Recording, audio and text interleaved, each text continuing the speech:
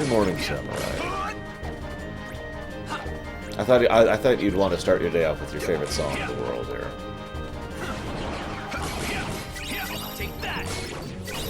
God, I really hope we don't get Mina Savari. At the very least, that she takes some acting lessons. You know, either way would be okay. Just come on. Stop trying to sound mysterious and start sounding like a person. God damn it. So we're just finishing up some levelations here going on. And I have a few thoughts I wanted to share while I was doing this. First of all, just a little bit of a trivia anecdote. It took me 1 hour and 6 minutes to get my very first Abounding Crystal. Now, I'm going to say this from two perspectives. God, it took me 1 hour and 6 minutes to get my first Abounding Crystal. I have literally never had that bad of luck getting my very first Abounding drop. It's not even that low of a drop. I mean, I know, it's like basically one of the rarest drop things that exists, but still, 1 hour and 6 minutes. I was actually counting how many mandrakes I had been killing as I was going. Yes, I saw it earlier, Leandra. I just wanted to talk about it on the stream. Anyways, I was actually counting how many mandrakes I was killing at first because my current record for how many mandrakes it takes me in order to get to my first Abounding is 2. 2! It usually takes me, like, no time at all. And once you get your first Abounding, it's an escalating effect, because Abounding, your very first Abounding gives you Lucky Strike, if you know what you're doing, which I do. Quick Blitz and Sliding Dash. Bam. There you go, Lucky Strike. Easy to get, you can purchase them right from the get-go. It costs you 200 money, which is a joke to come by. So yeah. There you go, Lucky Strike. And you can tell I've kind of got a higher drop rate at the moment, but this is because I have 5 Lucky Strikes on. Once you have 5 Lucky Strikes on, your drop rate goes up into like the 70 percentile for everything. It's great. You notice how I'm just constantly getting loot off these things? Anyways, so yeah, 1 hour and 6 minutes. That's insane. I've never had luck that bad, ever.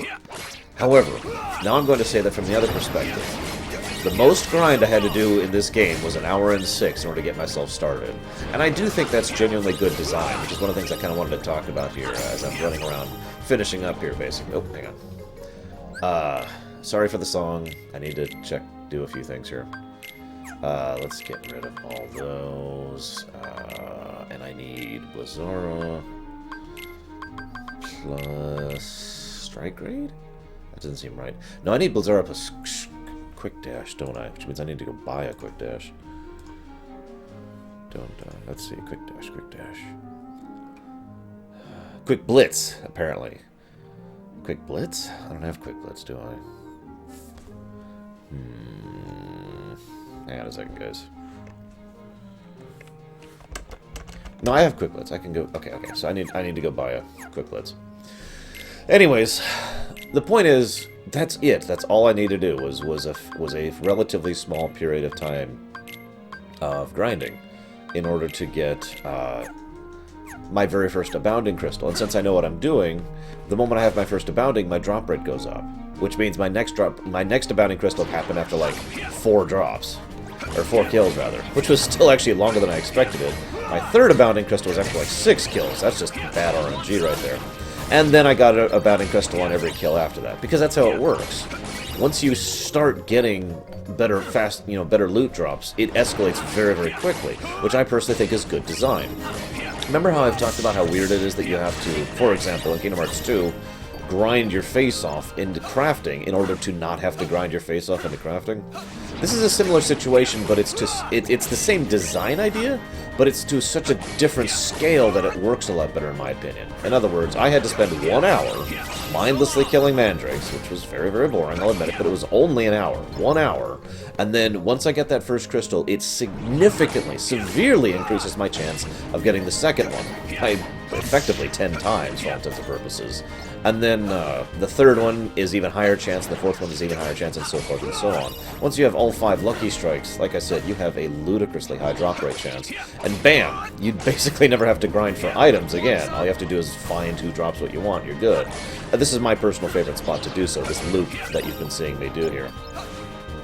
Now, this is a good time to talk about one other thing related to that, actually. I actually like to play a bit of a game with myself when I'm leveling here. it basically boils down to trying to minimize the amount of the song, because the combat song doesn't bother me too much. So if you do it just right, and you know exactly where the spawns are, which of course I do, you can make it so there's almost never the do-do-do-do-do-do-do-do going on at all. Oh. Unfortunately. Yep, there we go. Okay, see? So you notice how we haven't even gone to the song once in this whole corridor? That's kind of what I mean by that. Ah! Donation! Yeah, I actually leveled 3 times getting that first abounding. It was a little crazy. Fire! Now, of course, the sad thing is every time you go into the menu, I have to deal with this, so whatever. Sorry, guys. Why don't we go ahead and put that there. But the point is, once you get to this loop I'm doing right here, will give you everything you need to max out your abilities. I'm not kidding about that, by the way. Anything you don't get here, you can buy from the Moogle that's in the middle of the loop. And you'll get tons of different types of crystals for the actual melding. Fleeting, abounding, shimmering. The only thing you will not get here is the random crystal, which you don't need anyways. And, of course, abounding, since there's actually very few sources of abounding crystals in the game. So yeah, like I said, I think that's good design, but let's talk a little bit more about why I think there's some good design here. Oh, I hope you like it, Sunrays. Like I tried to say, make sure you... Oh my god, Shadow. Everyone take a drink. Someone asked about a trailer. I'm just going to make that a drinking game from now on in my stream. Anytime anyone asks about a trailer, legitimately, take a drink.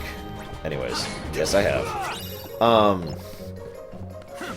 Star Wars Thursday for me, Probe. Now I've lost my train of thought. Let's talk about the other reasons why this game is good design. And I was thinking about it as I was going through this.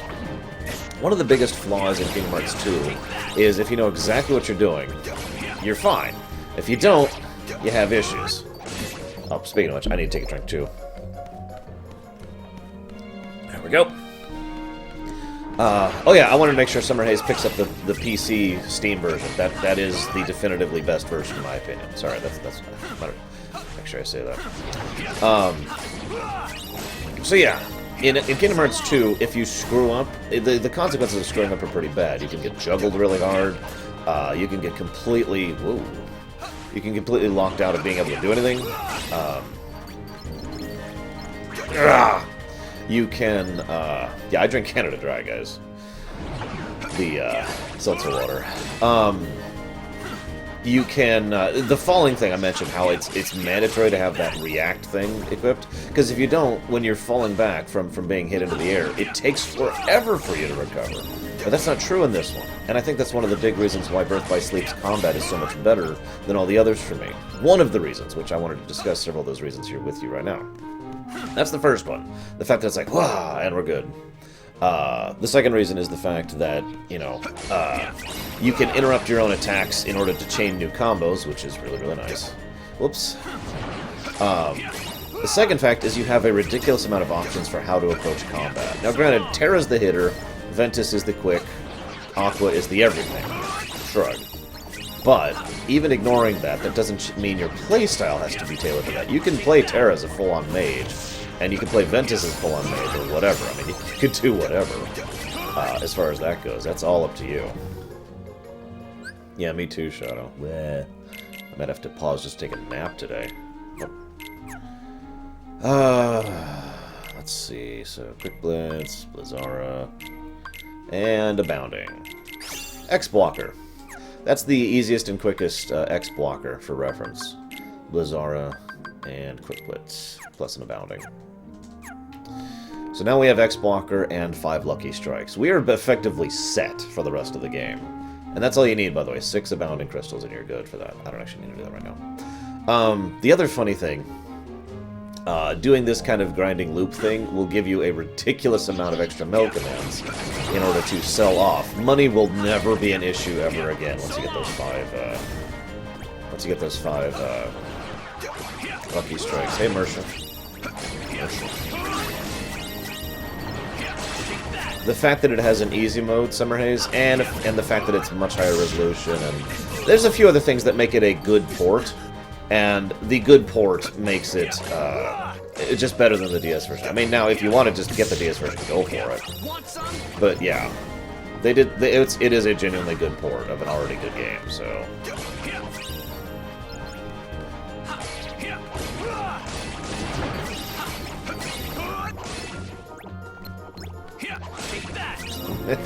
Yeah, pretty much, Samurai. Don't you do this?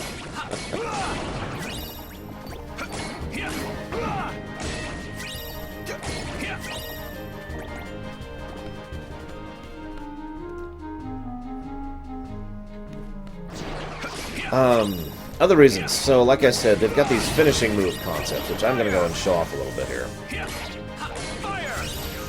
Oops, hang on. Drop.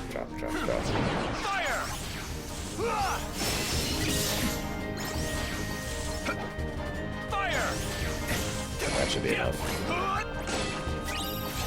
So they have this thing called command styles. So now we have Diamond Dust going, which completely changes your attacks. Like, your regular default attack combos just change completely when you're in a new command style. Several of them are actually shared amongst the characters, but each character has their own unique command styles. This is not one of them that is unique. Everyone has this Blizzard stuff. Yeah, imagine if Kingdom Hearts 2 had Lucky Strike like this. I'm sorry, Final Mode. And of course, like, God, I can't even, nothing even lives long enough. But anyways, these command styles, there's a variety of them. There's an ice, fire, and lightning one, and then there's a few other things. Actually, I don't think there's anything in Kingdom Hearts 2 that is similar to command styles, really. It really does I guess it's the closest thing, actually, now that I think about it, would be your forms. Because it fundamentally changes how you're... Oh, God, I almost just banned you, said One Joker. Do not link stuff without asking permission. We've had a lot of bot issues lately, and my automatic instinct is to just ban anyone who posts a link. I recognized it was you, One Joker, but oh my God.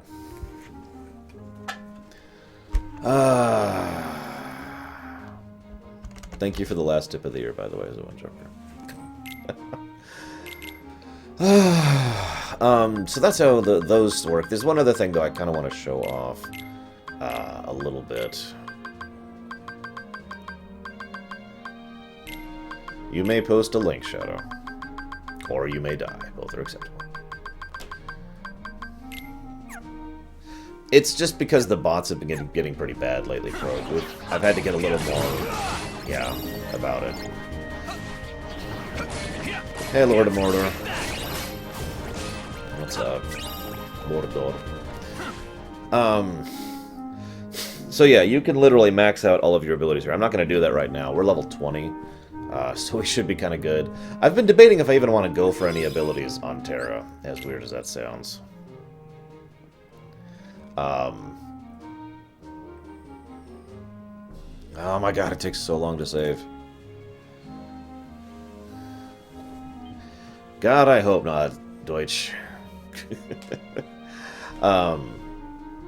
Because you don't... See, the other thing, the weird thing about Birth by Sleep is, unless you're going for the really hard stuff, all of this is optional. I know that sounds weird, but I mean, like, the command moves, things that I just showed you, optional. The dimensional links, totally optional. The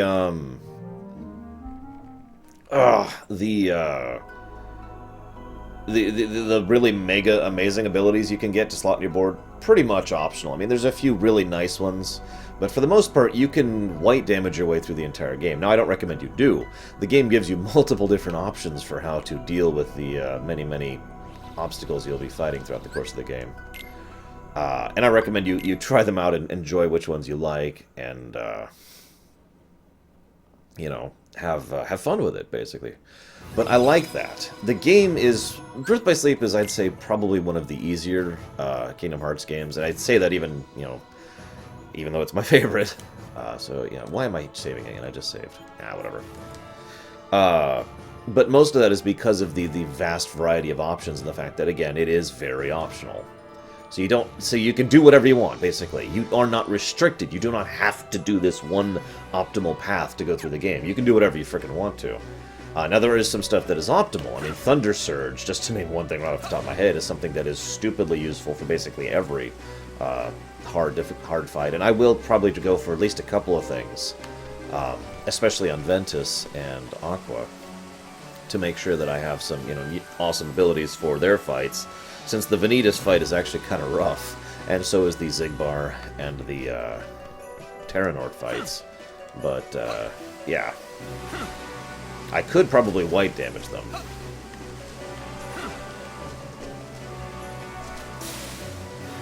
Yeah, and then I played it again, Samurai. That's pretty much what happened there. Besides, I suppose I will say that this is the most genuinely difficult Kingdom Hearts game. And I mean that sincerely. So, I suppose my statement is still true in a weird sort of a way. Let me explain what I mean by that. You remember how I talked about how in World of Warcraft it was kind of messed up, how everyone was just mulching through the content and how that was a huge problem? And then I mentioned the reason why that was because the raids were so well designed. They were so well working. Everything was great about them. I actually have a bit of bed hair today, Lord of Mordor. Everything about them was well designed and well structured. So, in other words, if you were paying attention, if you were actually doing what you should do, and being on top of things and all that fun stuff, you would get the fight down. There was no padding. There was no artificial difficulty at all. It was purely good design. The flaw with good design is if you're good at the game, it's going to come across as easier because nothing is forcing you to not be able to beat it. There's no barriers to entry. And I feel like that's where Birth by Sleep is at. The grind requirement of Birth by Sleep is minimal, at best. This is easily the least grindy of the Kingdom Hearts games, by a huge margin. And I'm saying that even ignoring the fact that it's, I don't consider there to be grind in the game because it's so much fun to play. But even ignoring that, the amount of padding in this game is non-existent, basically. It's all very tightly content-based. But the catch for that is, as long as you know what you're doing, it is fairly easy. Now, I will say there is one thing that does make this game easier than it otherwise would, and it's this thing right here. Samurai's actually already talked about this. I'm invincible while doing this. And you get into the pattern of literally doing this through enemy attacks because of the invincibility frames that it grants you. And that does make the game easier than it otherwise would be, I freely admit that. But other than that, every boss in this game that is difficult is genuinely difficult, something you have to actually think about and work your way around. And I don't think you can really say that about most of the other Kingdom Hearts games, at least not to this extent. It's all very well designed. Now, and to contrast this... Yeah, sure, Zoendoker. To contrast this, over in most other Kingdom Hearts games, basically all the other Kingdom Hearts games, there's either a lot of enforced grinding or a lot of really padded artificial difficulty. Of just, alright, here's a boss with tons of health, or here's a boss that juggles you and does nothing else, or here's a boss that hits you like a truck and that's it, So, that's just my thoughts on that, in a nutshell.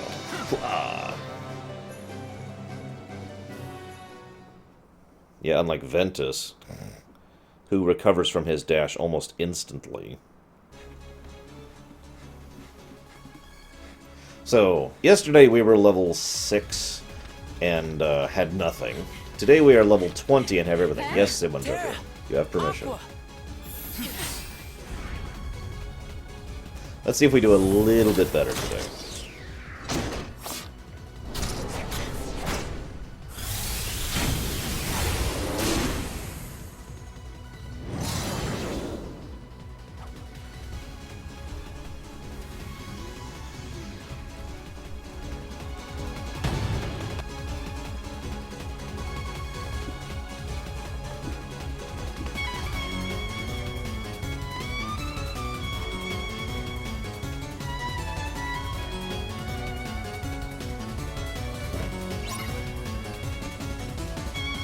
Yeah, I haven't actually moved forward at all. I've just been getting my abounding crystals going.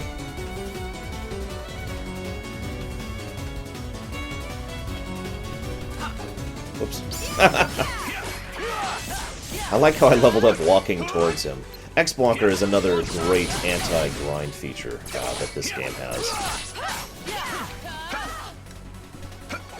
X-Blocker is exactly what it sounds like. In fact, if I'm not mistaken, this is the only game with X-Blocker. Feel free to correct me on that. X-Blocker is basically every time you take a step, you get 1 experience point. Now that may not sound interesting, but A, you'd be surprised how many steps you take in a game like this. So it's basically a continuous source of experience. And B, the other X boasts from the other Kingdom Hearts series are stupid. Damn it! I mashed a little bit too much.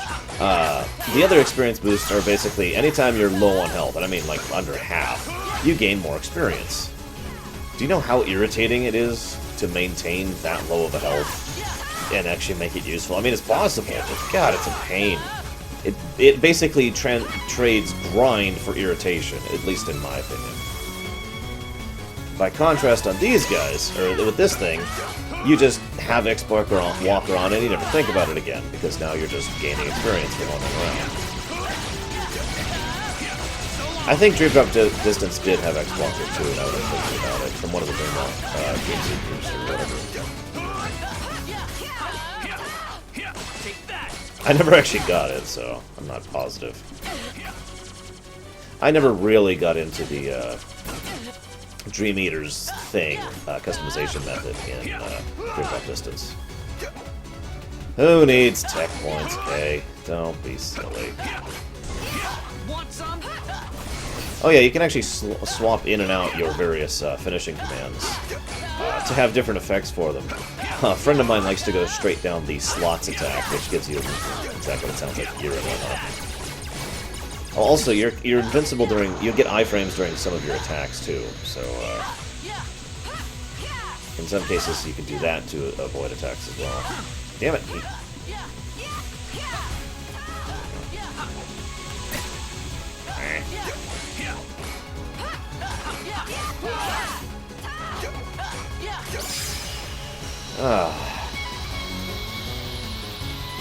PSP, nice.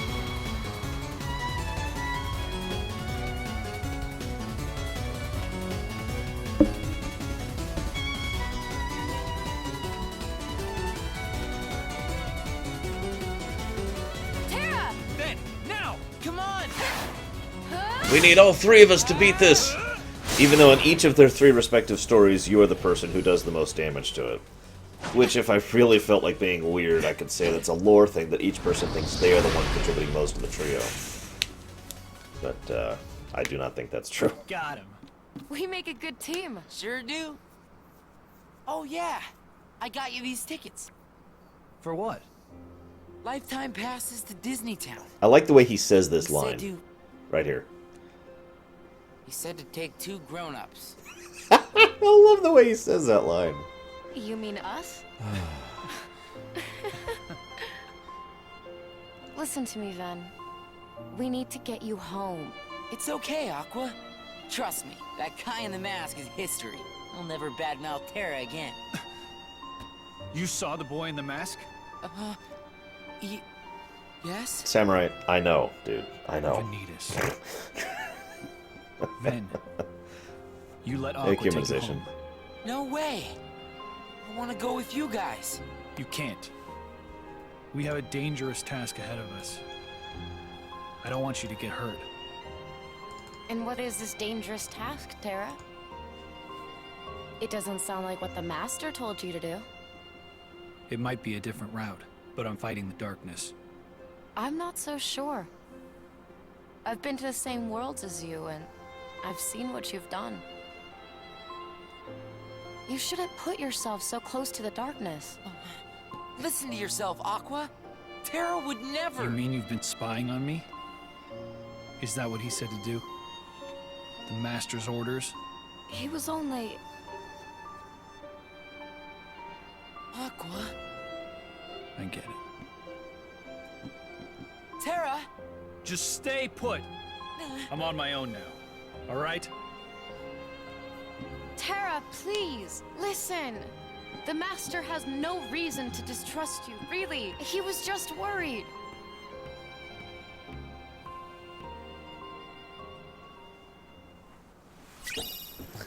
Yay, we have a Disney Town Pass. So yeah, Tira's voice actor bounces back and forth between being good and terrible. Even in the same scene, like you just saw, it's odd. I still feel it's more down to he's the only one I could still the voice count on. director. Hey, Mafia. You must be Tara. Hello, Brig. It's that old coot. He won't stop asking for you. I came all the way out here to get you, just so he'd clam up. What do you mean? Ha! Do I have to spell it out? Xehanort, whatever he's called. You know, my prisoner. You're apparently not a very good liar. Which is funny. Master Xehanort would never let himself be caught by a thug like you. As if. I got the old coot at my mercy. See for yourself. I'm holding him underneath the outer gardens. You better show up before I lose my patience. Ciao. There's no way it's true. But no harm in looking.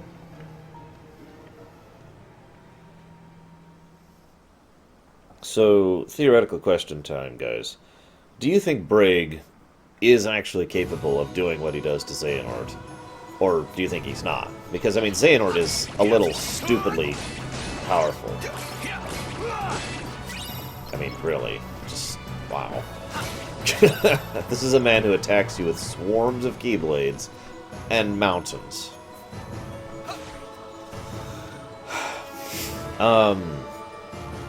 So Leander pointed out something while I was grinding offline, which I wanted to talk about, sorta. Basically, I only wanted to talk about it because Leander brought it up, if I'm being honest. So, thanks, Leander. Okay, so Xehanort's name is Xehanort. For more interesting insights into the Kingdom Hearts stories, please continue to watch me. See, I don't agree with that, Kay. But that's because I think Brig is more than he lets on. I mean, the obfuscating so stupidity thing is just everywhere with him. Anyways, getting back to the point. Xehanort. His name is Xehanort, right? In other words, his name, it follows the pattern of the branded names that all of the organization members have. Now, bit of a reality check. Back in the day, we didn't know about the branding, so when all we had was like Kingdom Hearts 1, 2, and Palm to speculate on, we all assumed there was some significance. Oh, it's this freaking ice cream guys. Screw you, ice cream guys. I hated doing you for the 100% garbage. I hate you.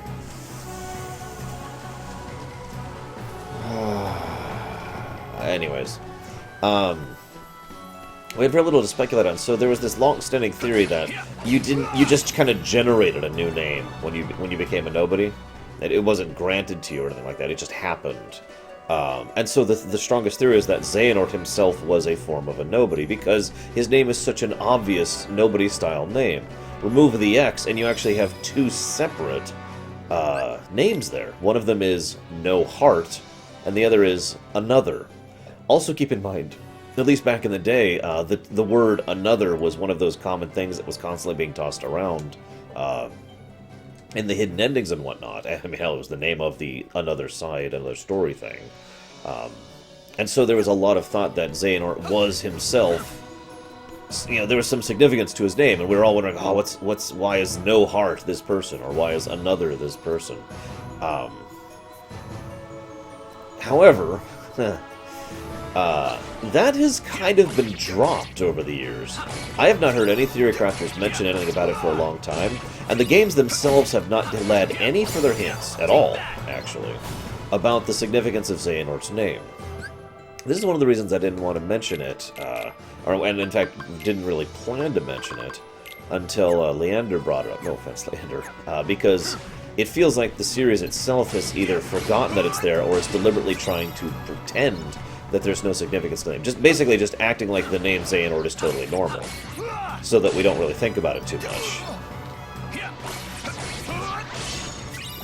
And yeah, it could have no significance. It could just be some random thing that doesn't have to do with anything. It could just be the pun. I mean, for God's sakes, mayonnaise and horseradish and whatever the hell their names are in Chrono Trigger, for God's sakes, you know?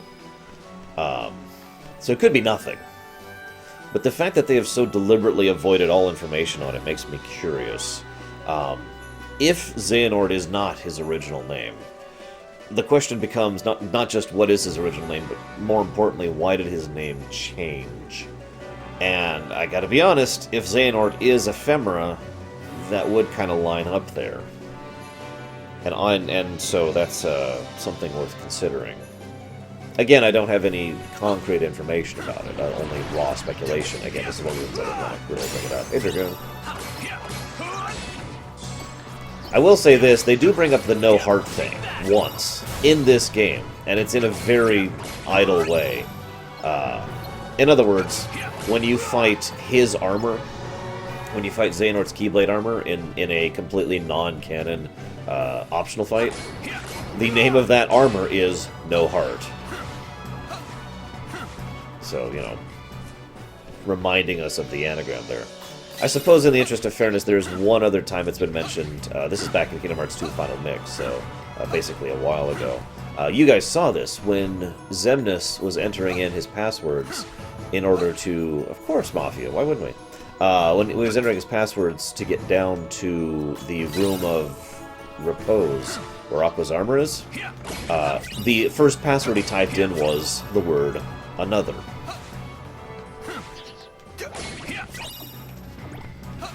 I think that's actually it as far as references in the games to the nature of his name.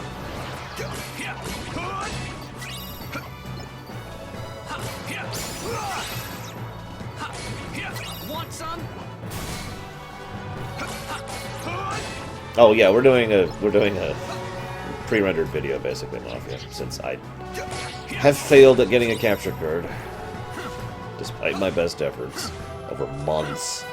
I'm sorry, I just want to point this out. You remember how I was talking about that artificial paradise idea?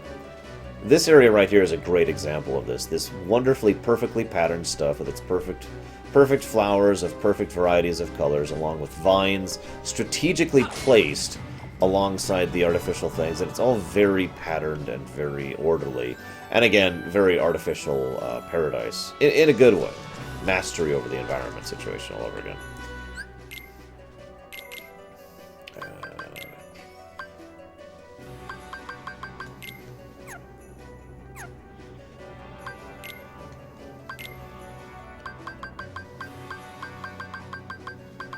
God, we're already up to 73 soothing crystals. Yeah, we're gonna get to the point where we have 99 of the crystals very quickly, and we're just gonna start leaving items behind. Cause yeah, so you guys have a decision to make. I know this is going to be very difficult for you, so I hope you can manage it. Oops, oops, oops. You have to decide basically if we level at all in Terra's story, or if we just kind of breeze through the rest of the game and then hope for the best on the last fight. It's up to you guys. The only character I usually go out of my way to actually min-max is Aqua, for reasons that are fairly apparent, I would imagine. But, yeah, this question applies to Ventus as well, by the way. So, very simple.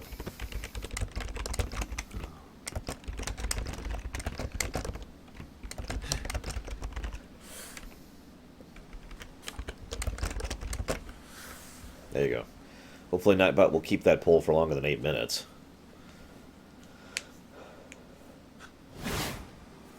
Master Oh, Xehanort! no.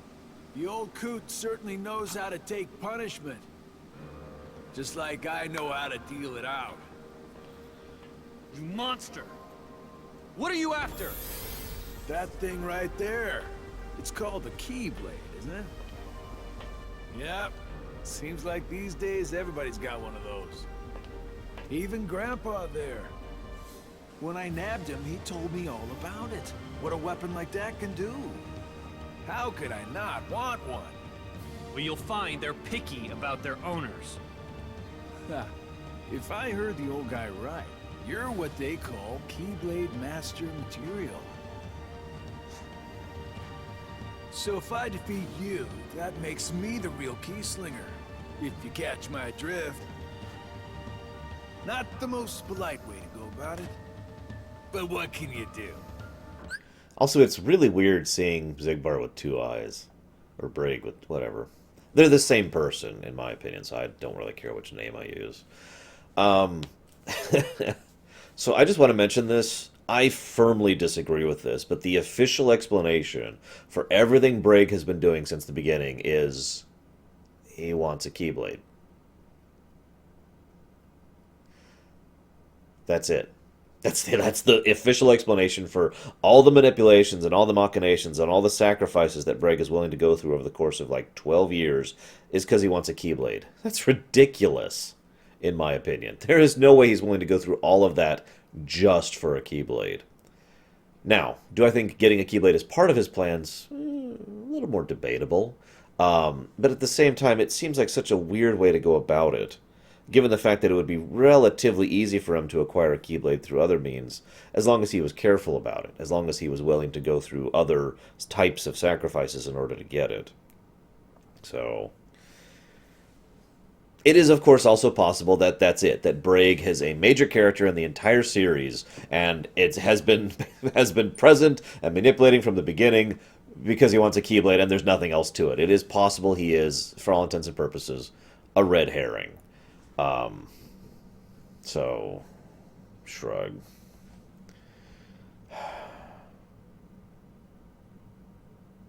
That could be Kay, yeah. He does have that tendency, doesn't he?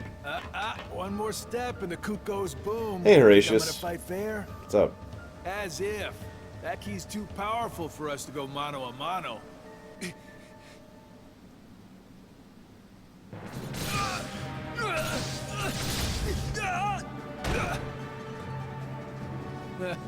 For a Keyblade Master, you're not very... what's the word? Good. I just feel like pointing this out, but you notice how his ears are already leaning toward pointed? Fight! But Master, you'll... Never mind me. You must fight. You can't let this ruffian win. Think of your master, Ericus. The shame he and your fellow pupils would be forced to bear. Use the Keyblade. Give in to the darkness, Terra. With it, wield a power. Nomura said that, Thanatos. So much for the bluff. Hey, Shiryu. I also like how Brig flat out says that it was a bluff right there. It again goes back to the fact that Zigbar and Brig are basically the same person. They both do the same things, they both act the same way. And in this case, you know, it's him, you know... win! Oops, wrong button. Wrong button. Deliberately confusing the issue by saying partial truths and partial lies and just... The way he speaks, I talked about this back at Kingdom Hearts 2. He has a very distinct way of speaking, and I love it.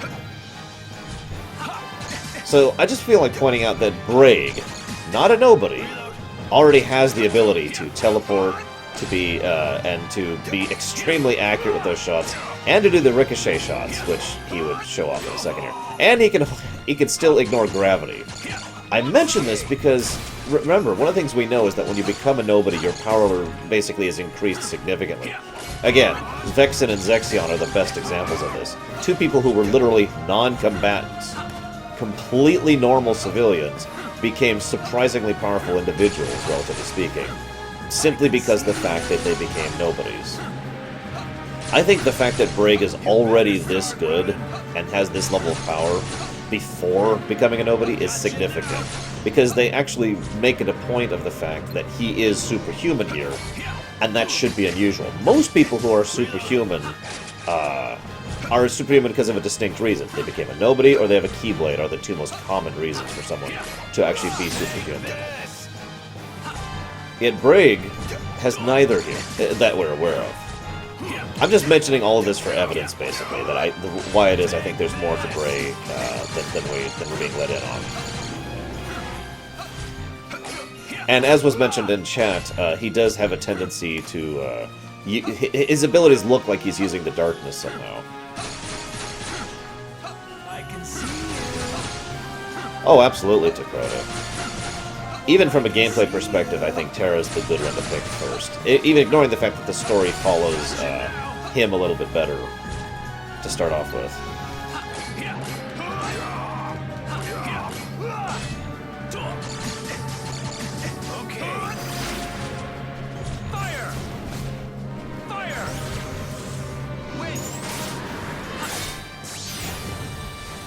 We are not 100% sure of that no-prog. I actually theorized when we were going through Kingdom Hearts 2 that he might never have actually become a nobody. Now, granted, we do see Xehanort hit him with his Keyblade, but that doesn't necessarily mean anything changes in him, if you follow. Like I said, the total... of everyone that goes through the transformation to nobody, he is the one who changes the least in power, in personality, in appearance. So it is within the realm of possibility that basically his losing his heart didn't do anything.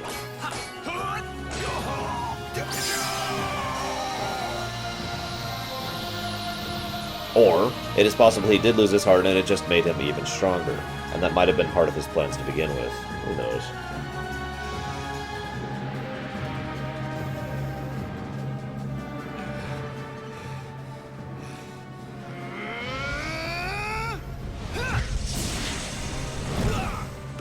And there goes his eye.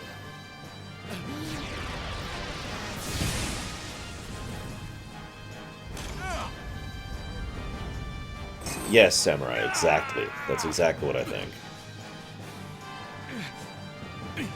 This is also technically in chronological terms the second time someone has been scarred by darkness. You have taken yet another step In a similar way, actually. But I was consumed by anger. Hatred. That was the power of darkness. darkness that you channeled. No.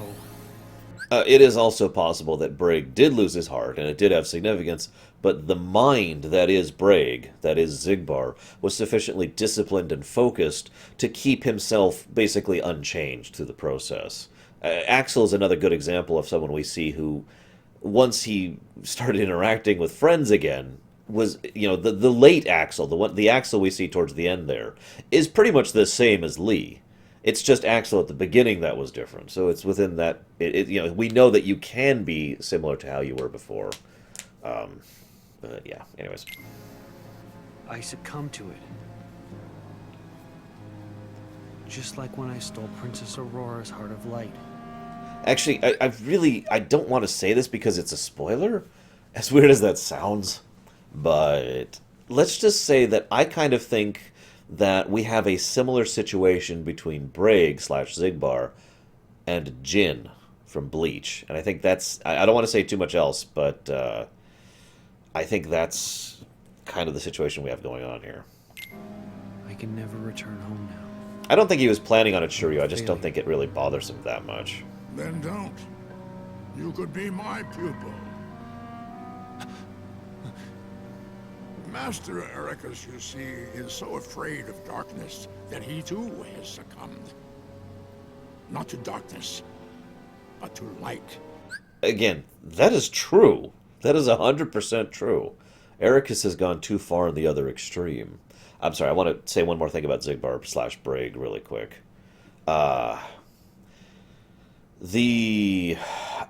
Some people think that I tend to look at intelligent, manipulating, scheming characters like Palpatine and think that they had everything planned out from the beginning. And while I admit I like the everything planned out from the beginning idea, I don't think that's actually true in most of their cases. I think they're just really good at speed chess, basically. In other words, they are very, very adaptive. So, I don't think that Xigbar, or I'm just going to call him Xigbar, I don't think that Xigbar planned for a lot of the things that happened, but I think he was sufficiently intelligent and, this is important, sufficiently well-informed that he could adapt pretty much just like that. And I think that's really, actually I have a theory about that guy. That's really indicative of his general level of intellect, for lack of a better term. But that informed thing is something else I want to mention. I think, as weird as this sounds, Xigbar's greatest strength is he has real information. Remember, one of the things I've talked about many times, and this has been true throughout the entire series so far, is one of the big themes of the entirety of Kingdom Hearts is misinformation, and the way people act on misinformation or bad information or flat-out lies. And that is a huge relevant part to the series, and a lot of people do things they wouldn't otherwise do because of that kind of misinformation. It is my opinion, based on the way he acts, that Braig, or Xigbar, or whatever, has real information, knows what's actually going on, that kind of a thing. And therefore, that allows him to act better than anyone else can, for the obvious reasons. It shines so bright, he forgets that light begets darkness. And Aqua and Ventus, their lights shine too bright. Hello, actress. It's only Hello, natural that they Darch. cast shadows on your heart. Ericus, he's such a fool. Light and darkness, they are a balance. One that must always be maintained. Again, I agree with this. Terra, you are the one who shows the true mark of mastery, but he refuses to see it.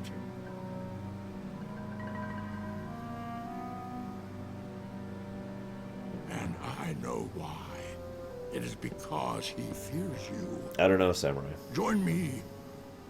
You and I can do the world's much greater good by wielding light and darkness in equal shares. Master Xehanort. See more worlds. Seek out the darkness that upsets the balance. Find Vanitas and bring an end to him. Master Terra.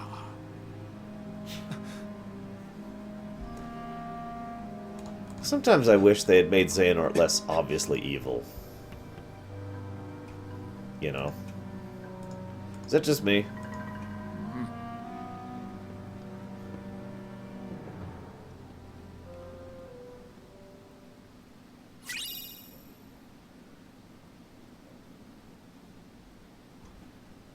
Just a second.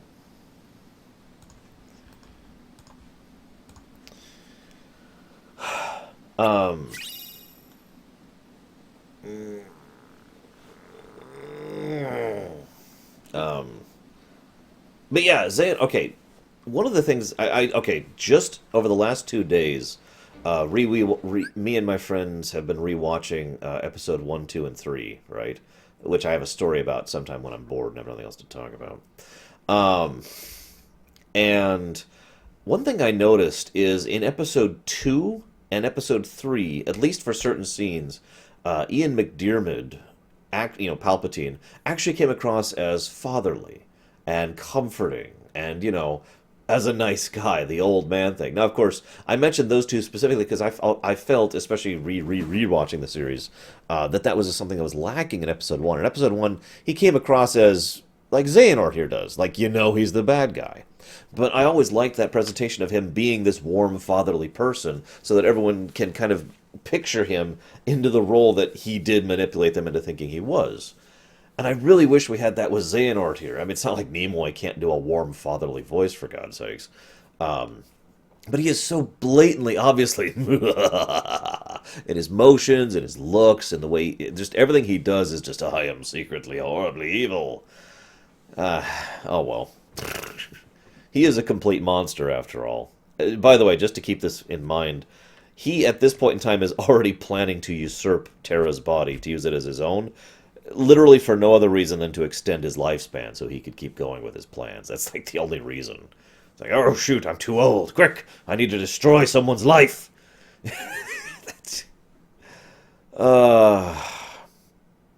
Progressive, it depends on the specific circumstance.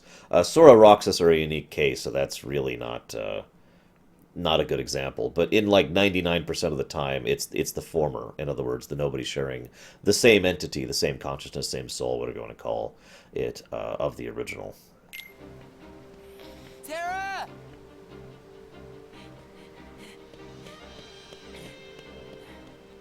Take me with you. I can't do that, Ven. Why not? When I really need you, Ven, I know you'll be there. No, I have not, Simon Joker.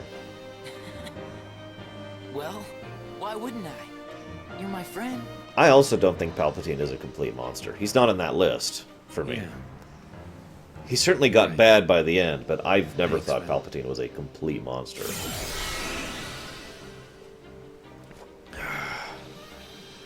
That's true humanization.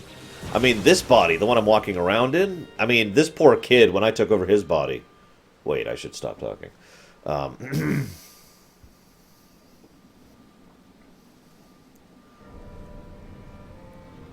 So, this is a really interesting question. How much of this scene do you think was genuine anger, or how much of it do you think was him kowtowing to the perception that Xehanort has of him?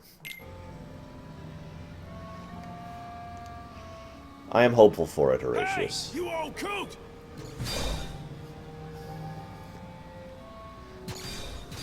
You said I wouldn't get hurt! I didn't sign up to be collateral damage! No way! As if!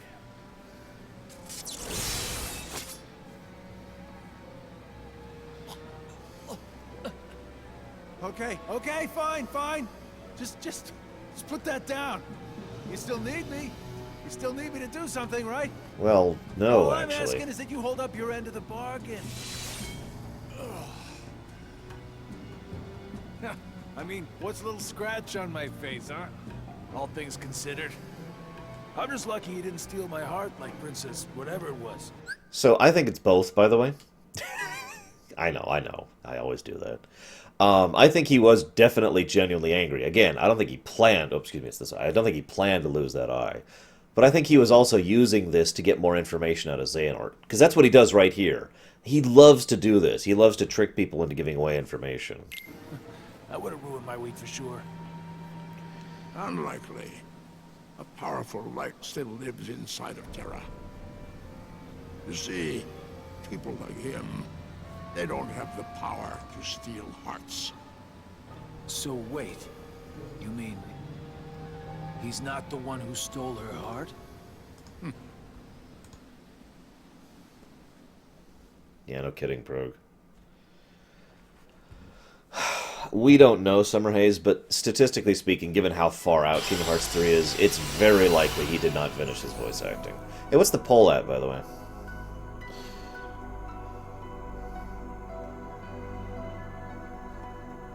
Hey, we're almost to one of my favorite worlds. And we're also at my least favorite world in Birth by Sleep. Alright, let's just get this over with.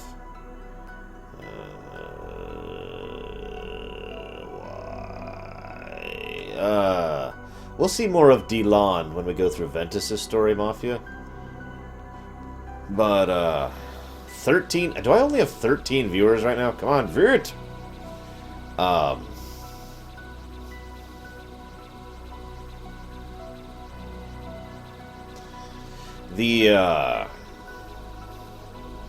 Words. Zaldan, by contrast, who we see most of in 358, his big shtick is that he has this great disdain for the heart, and he's basically elitist for all intents and purposes, and he's like, oh, anybody without a heart is superior. If I could live on without a heart, I would be much better, which, as people in chat have mentioned, and I agree with, that is the sign of him having grown a heart, his level of disdain and anger and hatred of those who have what he lacks. I ask because this is a great time to go get that done right now.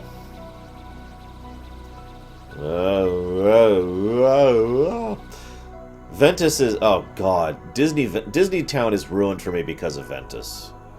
Just absolutely ruined. I will never be able to look at it the same way because of Ventus. Oh, my God. Whatever.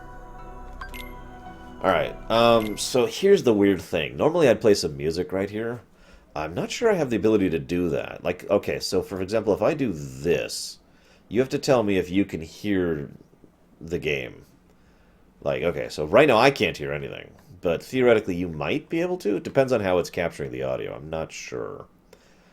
Why don't I pull up my list here? Let's get rid of all this. Let's just go ahead and get this done, since you guys are all voting yes. Voting yes. Okay, so I need... So you don't hear anything right now. Excellent. So now there is a good chance you will not hear anything if I do this. But if you do hear something, then I have it set up right. I was actually messing with this earlier. We'll just start with something from Bomberman. As soon as it loads. There, okay. So, now there is a song playing. Okay, so I need to just grab this into a notepad. There we go. Just put this over here. Get rid of this.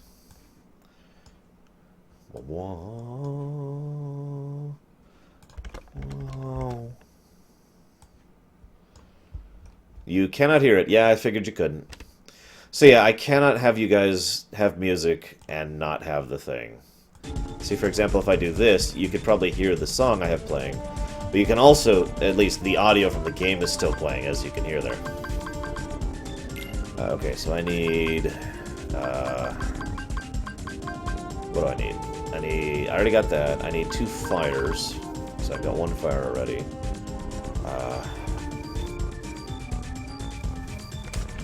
And this is done.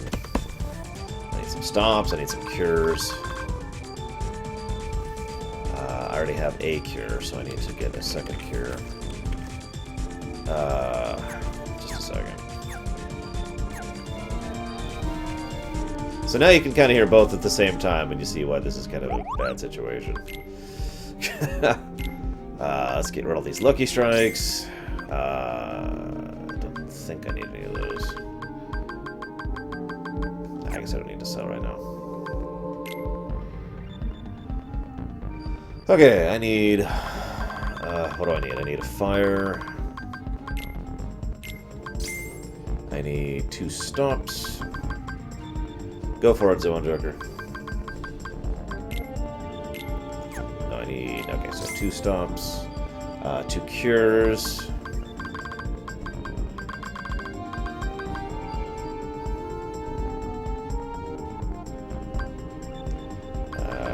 There they are.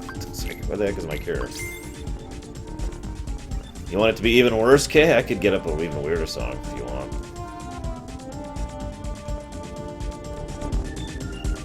Where is it? Oh, wrong song, wrong song. There it is. 2 cures, SD. What the hell is SD? Sliding dash, which I don't have, so I need at least 1 SD. So I need 2 SDs. I need 2 SSDs, guys. SD and another fire. What else? Quick Blitz.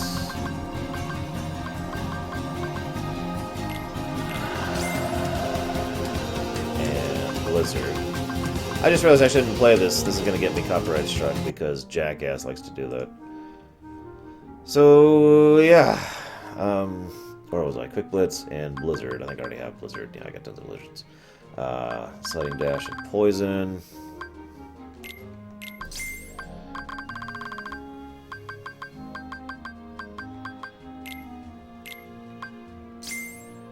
And Quick Blitz.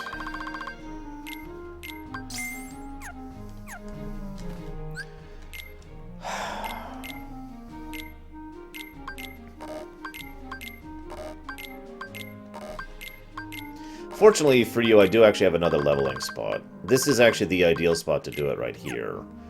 But just for the sake of you guys not going completely crazy, we'll do it somewhere else.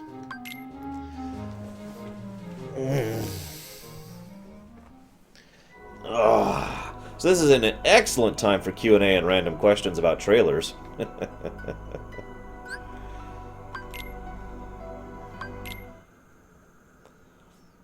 Seriously, you guys always ask weird out of character, you know, out of context questions while I'm in the middle of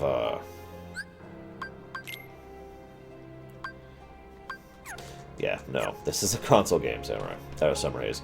While I'm in the middle of like talking about some big lore thing, this while I'm just running around grinding is really the time to ask those questions. And you guys want me to max out, so we'll max out. Don't worry, this won't actually take too long, because this is Birth by Sleep.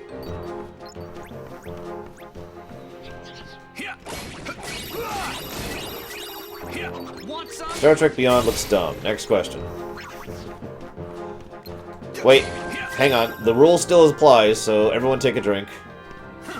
I have not seen a trailer about the Harry Potter prequel. Is Fallout 4 a good game? Yes.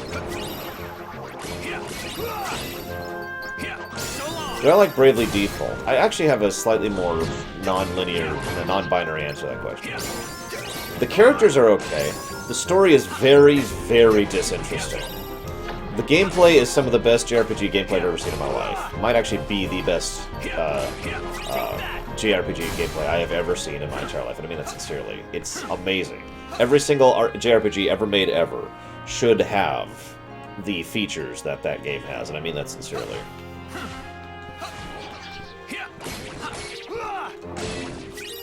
You know, you can drink whatever. Speaking of which, here's my drink. Canada Dry, as usual.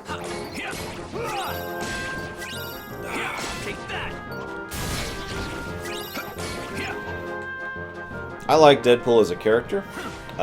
We'll see if the movie's any good. It's been one of those, yeah, they'll make it. They're totally making it. Okay, they're not making it. No, they're making it. No, they're not making it again. Now they're making it again. It's supposedly coming out in February, too, so we'll see. But I will probably go see it. A good Fallout game? You know what? Yes! I'm sick and tired of that. I don't... For me, Fallout 4 is a good Fallout game, so yes. Now that my anger subsided a little bit, I get that a lot of people don't think that Fallout 4, or 3, or New Vegas are proper Fallout games. I even get why they think that. I just don't agree, okay? So let's just lay that out there, just like that. Why would we do that, Titans? That would be a freaking terrible place to do that at. Rodea the Sky Soldier. What the hell is that?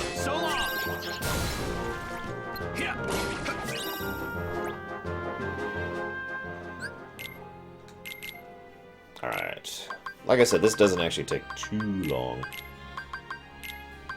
I also don't remember what I need, though, so I'm just kind of going down the list, leveling everything. In fact, I've got too many Fyras, so I need to not be leveling those. Fyras I need to level, I know, but I don't think I need Fyras for this. I do need that cure. A great irony is of leveling this method, you will always have more meld commands than you can level. Like, you will literally, because of the 5 lucky strikes, they will drop faster than you can max them out. It effectively means infinite money, too, because you can just sell the excess.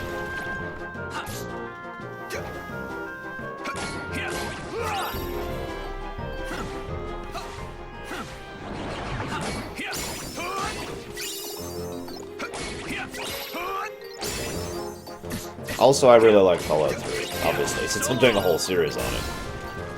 But you guys all know that. Do it, Kay. Why did Yensid relinquish his title as a master? Well, there's really 2 possibilities there. Possibility 1, it doesn't matter, and they'll never discuss it. Possibility 2, it has to do with why Terra and Aqua are missing their memory, and therefore has some significance to the overall story. Of these 2, I would imagine it's more likely the lack of significance. Oh, by the way, one other thing that they did very correct in Birth by Sleep. So you notice I've gone over one zone line, right? I just went over here and went back. Boom! Enemies are respawned. That makes things so much simpler and easier to deal with when it comes to, when you're looking for a specific item or when you're just grinding. So you can basically pick any spot you actually like and yeah, enjoy it there. Ah, gotcha, Dark Monster. Sorry, I actually don't know about that. I'm not as well versed in the Genesis library as I could be.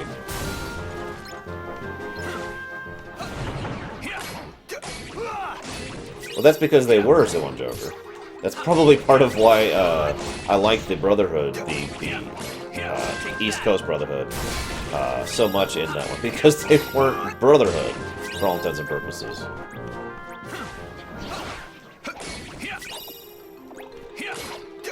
Damn it, Shadow. Stop drinking alcohol.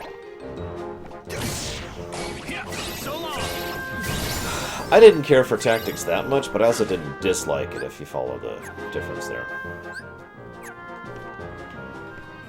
Pan's World might be a great place to level. I don't actually know or not.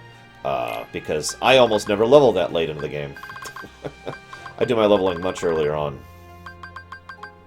I don't like to wait that long. It takes forever. And by the time you're there, what's the point of leveling? Just the end game stuff, nothing else. Do I need Auroras? I don't think so. I need a night. I do need that poison. And I need those stops, too. And I don't think I need zero gravity, so let's do that. When someone drinks, I say, so shall I! Oh, sorry.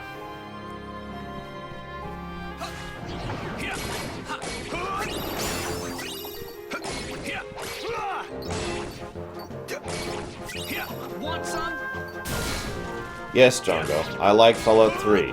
You know that. Yes, I think it's a Fallout game. I know you disagree. We've already talked about this, dude. We are allowed to disagree. We're human beings. Unless you're talking about tactics, in which case, hey, yeah, I'll own up to that. I'm going for specific abilities, Samurai. Experience is basically irrelevant here. I'm not even looking at my level, nor will I ever again on Terra or Ventus. Although, in fairness, Terra needs to level a little bit more than the others, specifically because of the Terranort fight, which is one of the more rough fights, for me at least, story-wise in this game. Terranort and basically every endgame boss Aqua fights.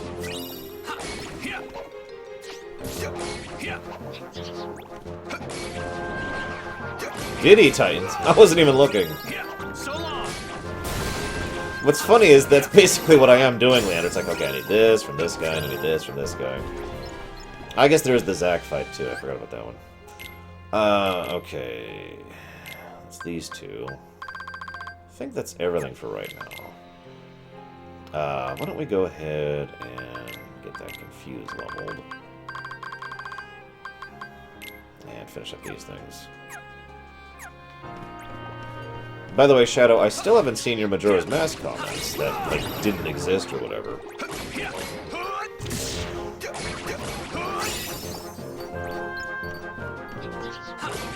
Want some? Yeah, Shadow hates FF6, too. I mean, just, I can't agree with him on that.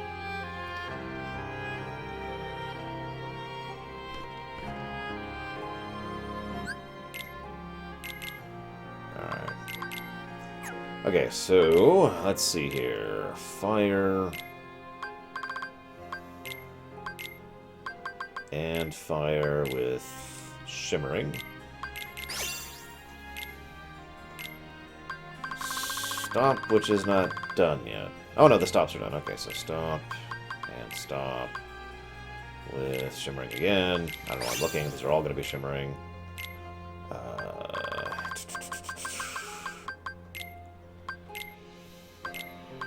The Keyblade Graveyard itself gives more experience than everywhere else, like, combined.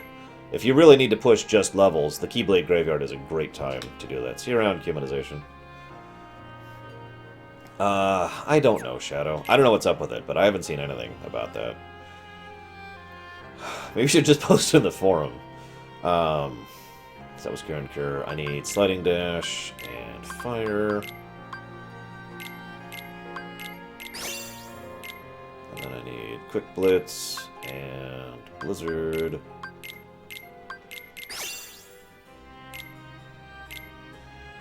Excellent, Zachariah. Quick Blitz and Blizzard, and then Sliding Dash and Poison. Should be done. Yep, there it is. And Quick Blitz and Sliding Dash and Shimmering. And that's all the Shimmerings I need. Favorite Fallout factions? Ooh. No, Thanatos, no. I have seen a few trillion animes. Can we please not get into the anime discussion again? I know that everyone loves doing that, but God, really?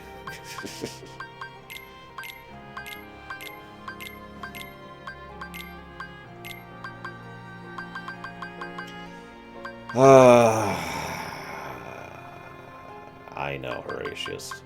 I even did a video about the FF5 one. I'm not doing one about FF6. I'm buying it to support them going onto PC, but... okay, so... I do like the New California Republic. I do think that even though they are still, you know, a government, like any other government, they do more good than harm.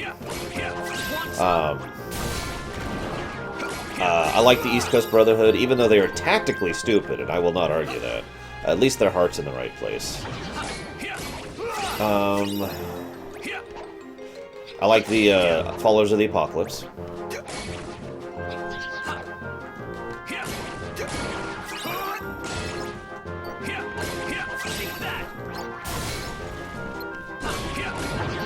It is... The Quincy arc is the best, Titans. What else?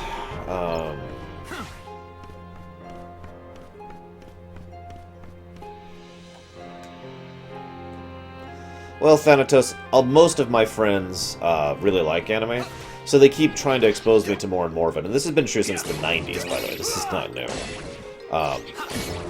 So, you know, my friends have been consistently exposing me to anime for the better part of, you know, about 15 to 20 years now. And, so as a consequence, yeah, I have seen a lot of different types of anime. And there's 4 that I basically like. What, Deutsch? I prefer the Heartless, but I like that we had the Unversed. Not only are they very lore relevant, you know, they've got their own story and everything, but it was nice to get variety. I do like a little bit of variety in things. That being said, I am hopeful that the Nobodies really do come back in Kingdom Hearts 3.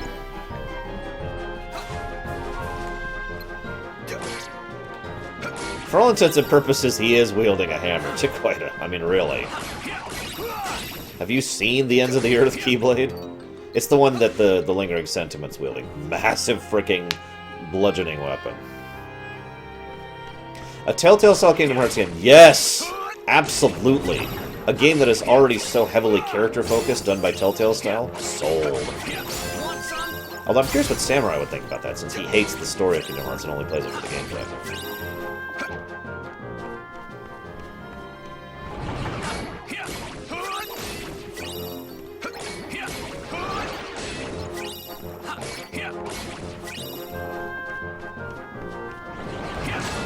Dream Eaters are also interesting, and for basically the same reason. Like, to me, Dream Eaters and Unversed are both cool and interesting for that exact same purpose. They're different, they get a little bit of variety, and again, story relevant.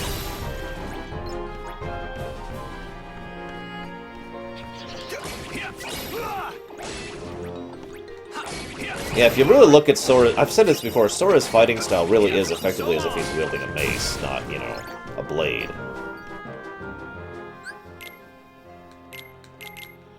Do I have anything else to put on right now? I do.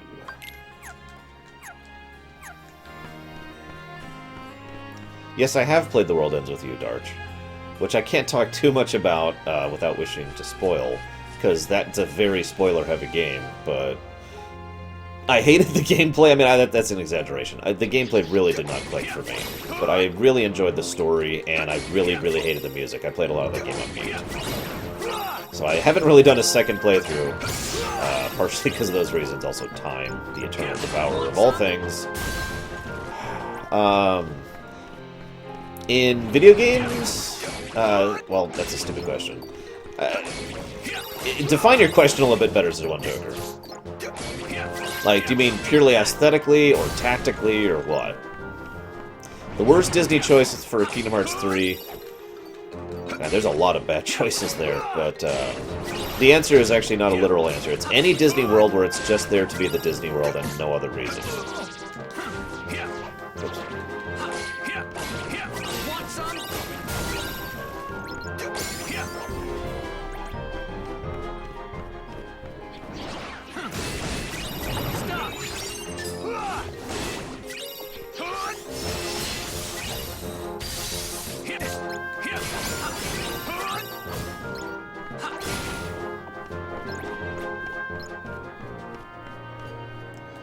Yes, Hunchback of Notre Dame is in Dream Drop Distance, so we'll be seeing that. Although it's not really there. Well, okay, I'm sorry. If my theory is correct, it's not really there. Take that.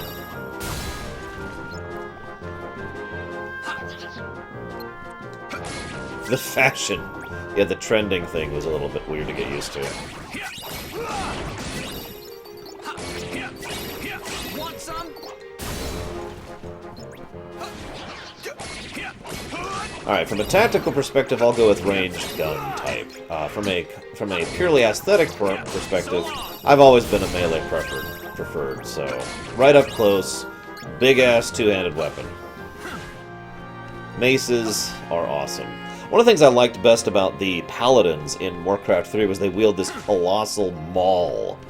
Big ol' two-handed mace. Ugh. Yep! Sorry, Final Cloud. I should check to see if I'm up here. Even worse than Pirates of the Caribbean, Leander? That's pretty impressive.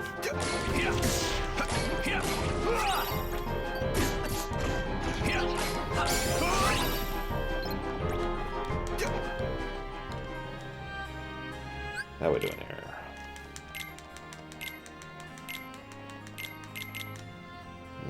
Almost done. You notice you get lots of fire dashes doing this method, by the way. Yeah, I'm gonna be... And lots of Fyras. I'm gonna be swimming in money before... Well, I basically already am, for all intents and purposes. Yeah, I guess that's it.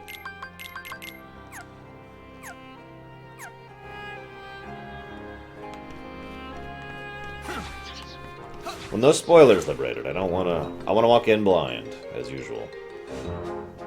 By the way, any spoilers for Episode 7 is an automatic no second chances ban offense. Just making that clear. I know the movie's already out in some places. I don't care. You want to talk about it, go to the spoiler section of the forum. Or go somewhere else. You talk about it on my stream, you're banned. Done. No tolerance. You understand? I've always liked spears and dragoons in general, but it's just... hard to find a game where they're really all that useful. As weird as that probably sounds. Okay, so what else do I need? I need another quick blitz.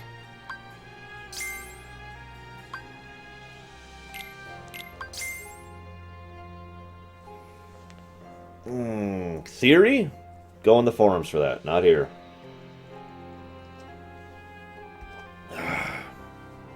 Yeah, it's not out here either, Final Cloud. That's kind of my point. Fire and fire? Hey, Hourglass. Let's see, so I need 2 fires, which I feel like I passed. There they are. 2 Fyras, which I have, of course.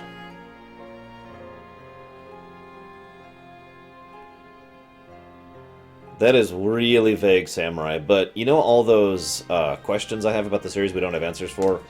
Xehanort's origins, Ericus' origins, where it happened with Yensid, where Terra came from, where Ventus came from, where Aqua came from, who their master was, what actually happened during the Keyblade War, where Terra is now. You know, all of these things are questions that I would answer in a Telltale Kingdom Hearts Kai.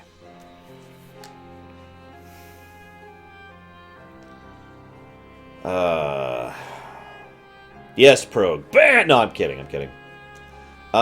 Give me a second, Cloudy Cole. Let me sort this out and then ask again. So I need... Hang on. What else do I need? Is that everything? I guess that's it. So I need a quick blitz and then the dash. Yeah, I don't think they're actually over-designed for the most part. Because most of the clothing I've seen that is over-designed is done so culturally. So it actually makes sense that it would be, as weird as that sounds. So I need 2 fires as well. And I guess that's it for right now. Most people I don't have to worry about spoilers from, but I'm putting it out there because I prefer to be honest about it. I'd rather not just suddenly ban someone without warning, you know? That's really not my nature.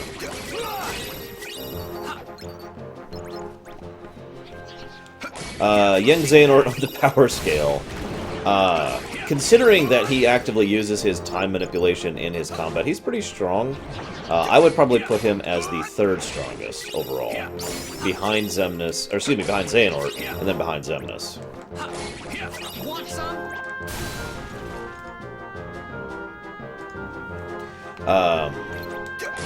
So, someone asked a question. I've already forgotten it because I was trying to figure out my things. If you've not heard me answer your question, please repeat it. There is not a Star Wars theater I have not seen in the theaters, although admittedly some of those were replays, but still.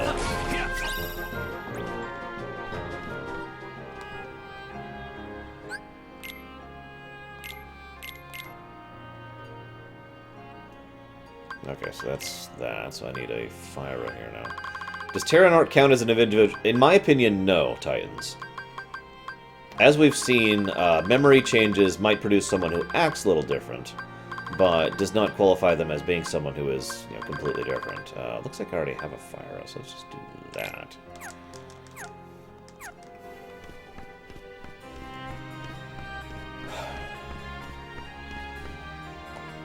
Nah, it's okay, Kay. I'll just ban them without warning. You are right, though. Let's go ahead and... I actually think I know exactly what I'm going to do for that. Give me just a second.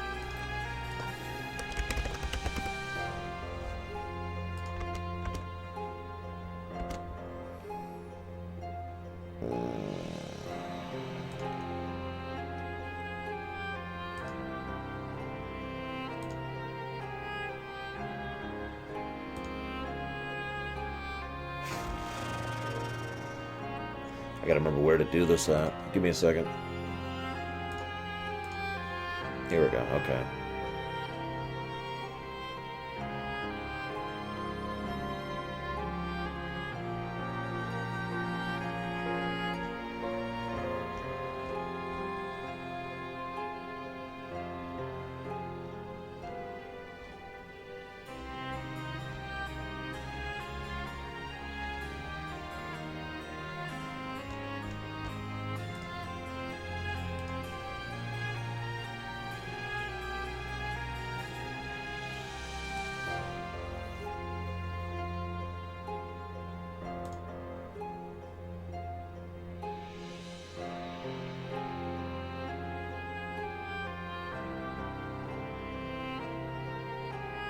There we go. Okay. Let's say every hour. We'll go ahead and have it posted.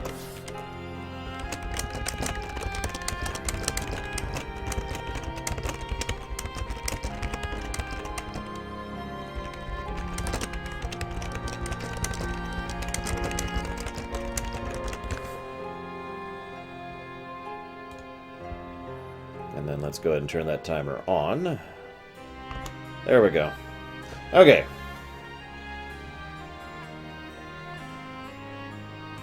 Oh, yeah.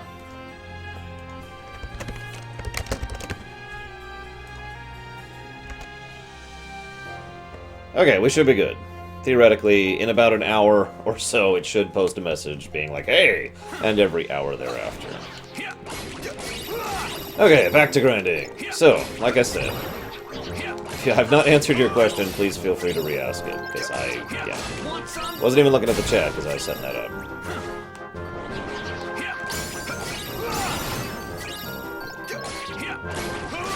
Yeah, I'm with Shadow on that one. It's one of the few things he and I agrees on.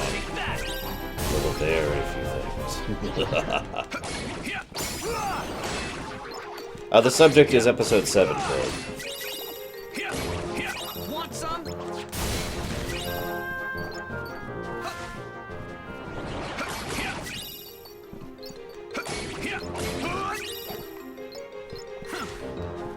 I'm actually pretty hyped for getting back in the theater and seeing episode 7.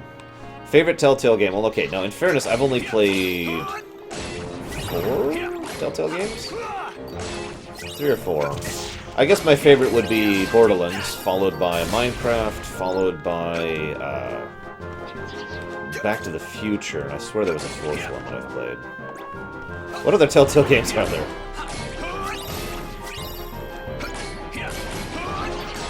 Ah, yes, Cloudy Code. Okay, so I'm going to go ahead and repeat this theory for you and anyone who hasn't actually heard it. So the theory boils down to this.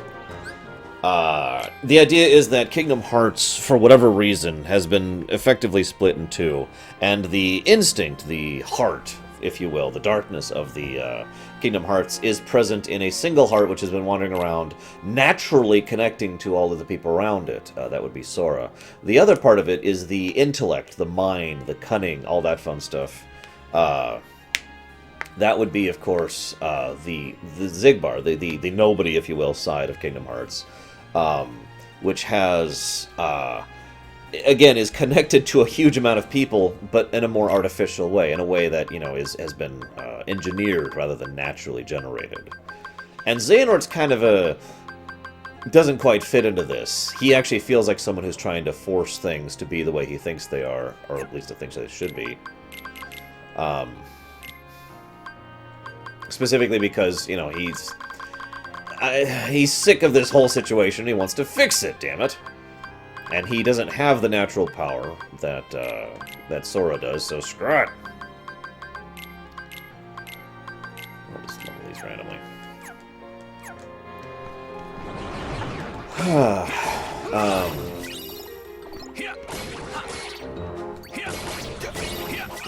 Xigbar, Brig. What's the difference? Seriously, what's the difference? Am I interested in the Batman Telltales game? It is a Telltales game, therefore I'm at least tangentially interested in it, yes. We'll see what they do with it. I would hope they continue the Arkham storyline, or at least the Arkham continuity in some way, because I'm a huge fan of the Arkham continuity. Yeah, I'm kind of the same mindset, Samurai.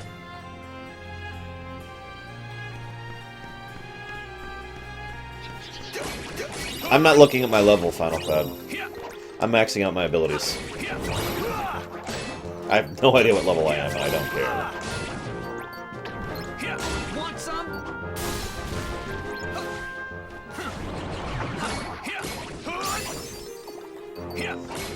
Perfect Dark, yes, but not basically since it came out. And honestly, I don't remember it well enough to remember something like my favorite gun. Sorry. Life is Strange. No, and nor will I. Kid Icarus Uprising. I own it, but I haven't actually gotten a chance to play it.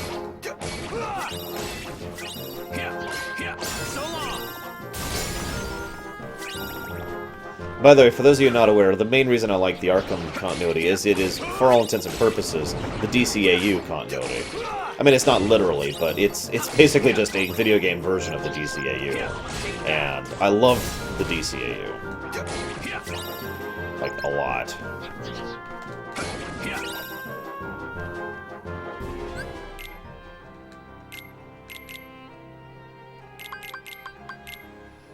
God, this Fyra is still leveling. Oh my god.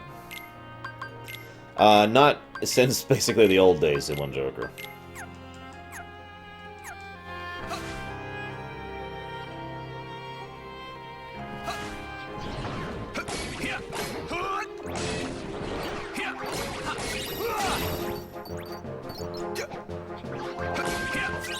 Yeah, I agree, Captain Jobby. The Arkham games did some fun stuff with the characters. Also, and I can't say this without spoiling, but let's just say I like something that they did in the recent game.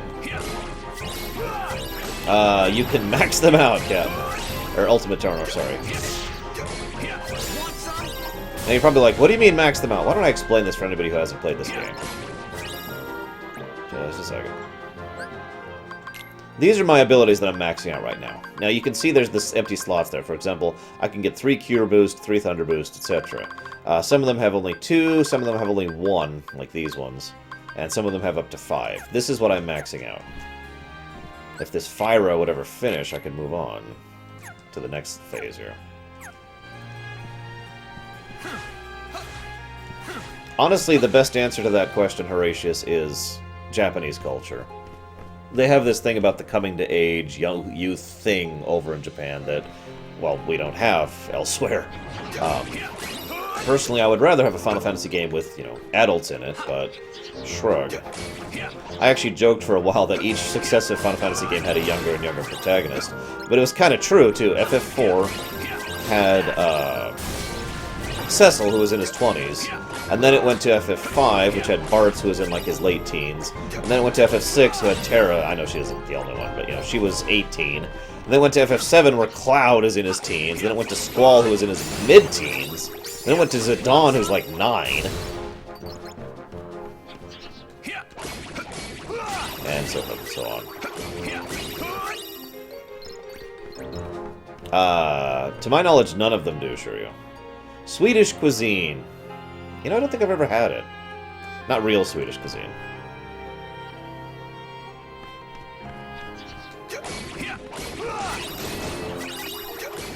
For the record, though, I would prefer, you know, older age stuff. Just, I don't know. I don't get the youth thing. I never have, I never will. Shrug. I am exaggerating a little bit, Samurai. I am. But it's still a little ridiculous. Also, I thought Zidane really was that young. Is it Kuja who's younger? I mean, I could point to Vivi if you want me to get ridiculous, but he doesn't count. He's a golem. He's not a real person! He's just a nobody! Take that.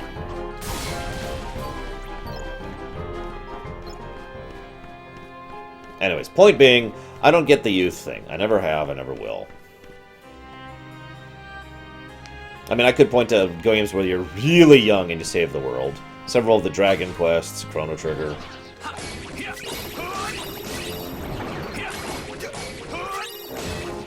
I'm just overleveled for this content, actress. I could definitely die if I tried.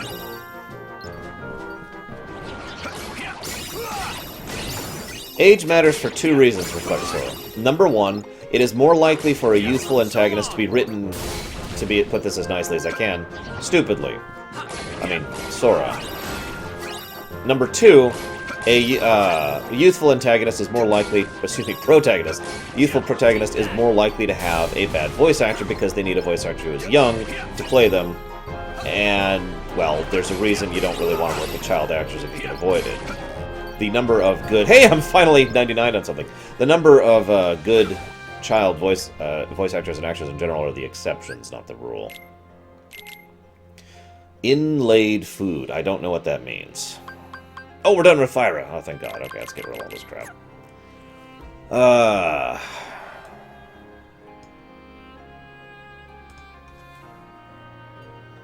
Okay, so I need... And sliding dash. And this I need fleeting.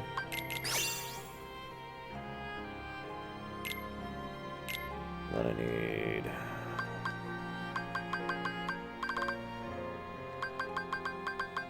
Where's my fires? Did I miss them? Oh, I did. Fire and fire. This is fleeting again.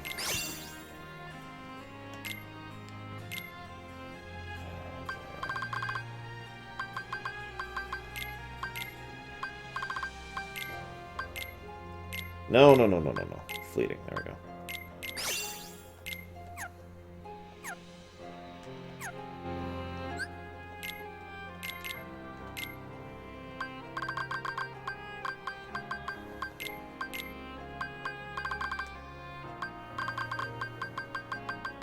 This is why I have a guide for this, by the way. Oh, that's another good thing to talk about, I suppose. So how many of you, especially when you played this the first time, just, like, combined everything? More or less without pattern or thought, just kind of seeing what you could make, and actually had fun just randomly messing with the melding.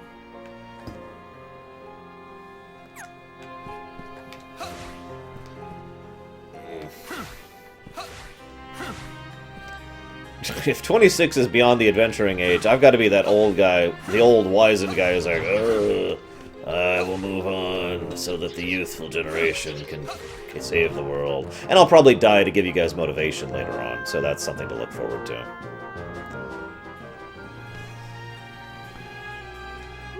Well, admittedly, I didn't even know there was RNG at first. Fun fact, for those of you who don't know, there's RNG to this. Some of these things have a chance... some of these things have a chance to, you know, produce whatever, and, otherwise don't. Oh my god, that's a lot of Fyras. Holy crap. Meh. I guess I'll just leave it for now. No, I'm here for a reason. Right. So that's the fleetings.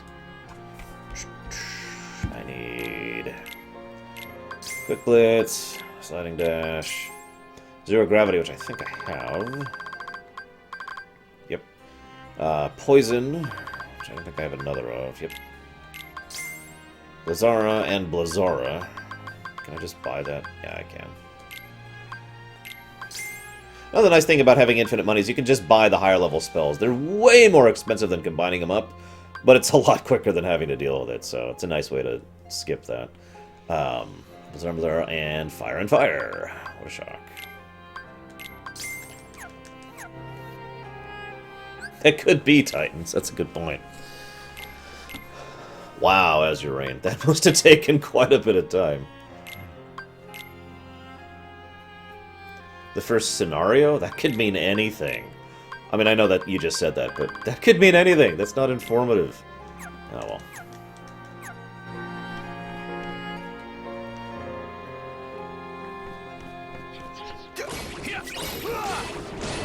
Now, I will say one thing. I kind of get this... okay, I don't want to argue the real-life perspective, because I'm actually one of the big people I know who argues against that. Oh, pickled! Well, I like pickles, but that's basically it. Oh, actually, that's not true. I like green olive, too, so that probably counts. See you around, Myron. Have a good sleep. Hope to see you later tonight. Streaming basically all day, so... Anyways, the real-life argument is, well, this, insert thing here should not actually exist in insert fiction here, because it wouldn't work that way in real life. I've always argued against that, because the rules of that world, of that setting, of that reality do not necessarily conform to real-life scenario. Probably the most extreme circumstance of this I could think is Pokemon. How many times do people joke about how wonderfully hilarious it is that Pokemon is actually secretly horrible and disgusting and terrible because they apply real-life rules to Pokemon? Pokemon is not adherent to real-life rules, okay? And it's a huge pet peeve of mine because I've heard so much joking about, oh, how terrible Pokemon is. It makes me want to slug people nowadays. Not literally, but you know what I mean. It's like, God, chill, people. So I don't want to argue the realistic thing, but I will say that it's really hard for me to sympathize or empathize with younger protagonists because I remember what I was like when I was 13, 15, 17, 20, 25, and I was a freaking idiot. And so... it's like, I don't want that, I don't want that kind of a situation. I cannot parallel to those kind of protagonists.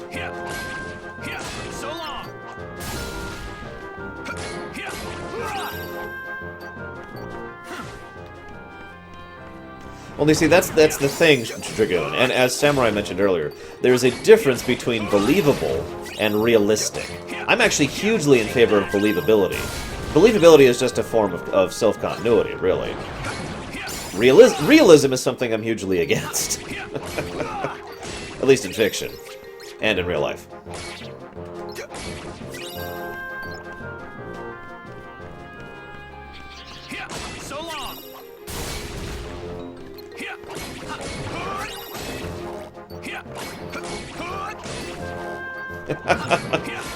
I love how we already have 99 ethers. We haven't even been here that long. Just think, I could be doing this at Bippity Boppity Boo. I've never been a big fan of the Mystery Dungeon stuff, Darshmonster, so I have no plans to pick up the new one.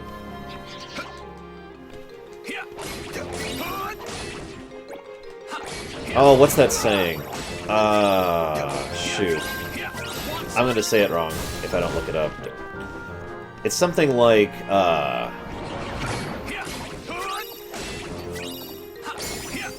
wisdom is knowing you'll be stupid in the future. Knowledge is knowing you're stupid in the present. Experience is knowing you were stupid in the past. Something like that. I'm probably paraphrasing it there. It's a phrase I actually like a lot, though. Wait, what'd I do, Samurai? What'd I do?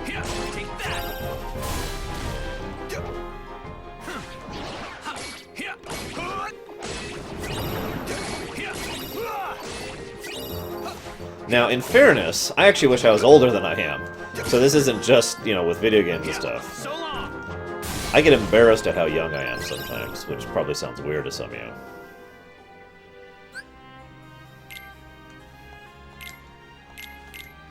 What do we got? So...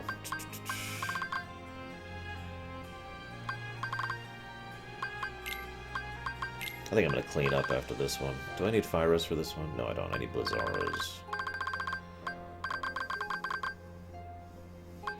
Sure, Z1 Joker.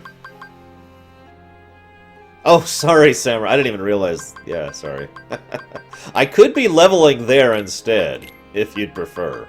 It actually is more efficient in terms of the drops, because you'll get most of the things I'm buying there dropped. But because I have infinite money, it's not really a huge issue.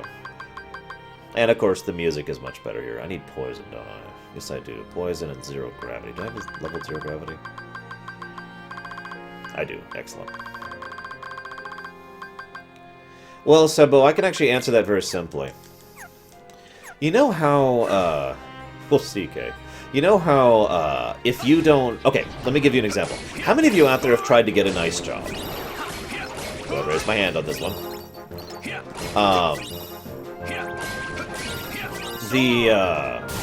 One of the things I've noticed, which I personally think is a fallacy, is you go to a nice job and they're like, well, you know, I don't know. I mean, you've got a nice thing and blah blah blah blah blah, but you just don't have the experience we're looking for.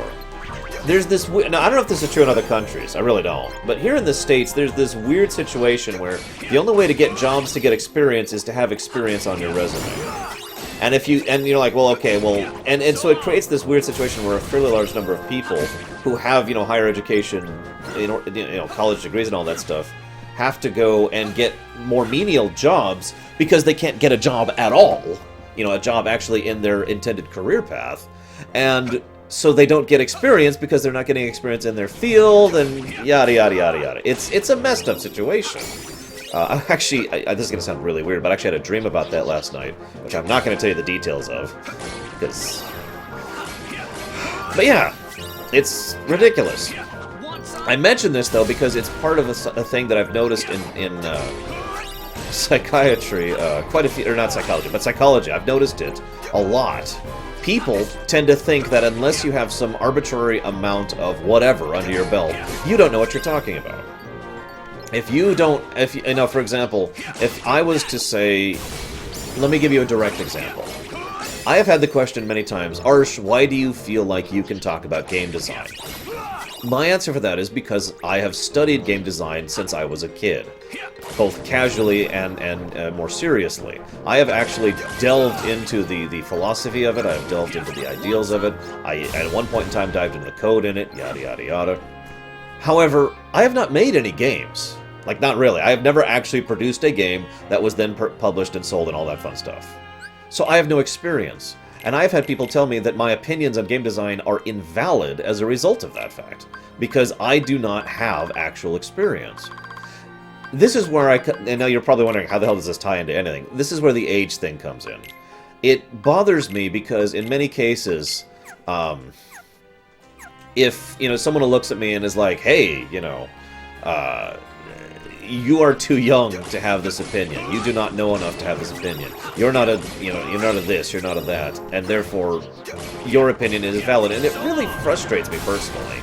And admittedly, this is a flaw on my part, that people are so willing to completely dismiss you just because of some arbitrary value that is not extant within you, you know? Really? And so that's where the age thing comes in. That's why I get embarrassed about my age, because I am actually relatively young. I'm 33. Big spoiler.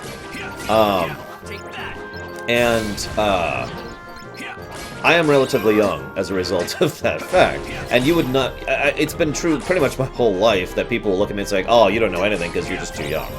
And I get sick of that. And so, yeah, I am embarrassed about my age. I am told by my sister that I both look and act a lot older than I actually am, but I think she's saying that just to make me feel better.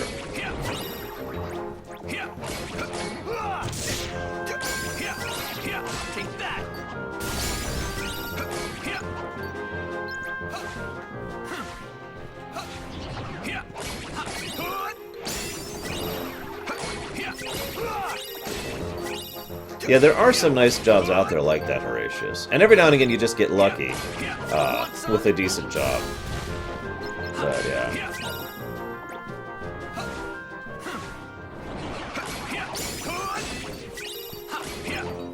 Yeah, you know what, Titans? That is another excellent example of that mentality that I've talked about. You know, you're fresh out of college. You don't know anything. You don't have any experience. Screw you. You know. Train you I will, Captain Joby. Yes. Feel the force. Feel the law flowing through you. Yes. Become one with the rock, the tree. Now, in fairness, I have actually been through a lot of stuff in my life. I am the Chrono Trigger of lives. I have a huge amount of experience in lots and lots of different aspects of life. But that doesn't change the fact that I am still quite young. So...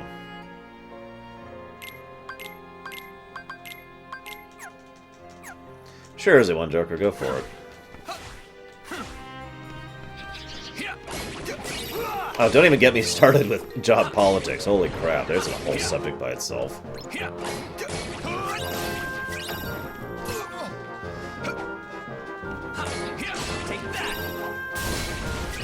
By the way, if I would to continue to rant about this just for a second, because we're already on the topic, I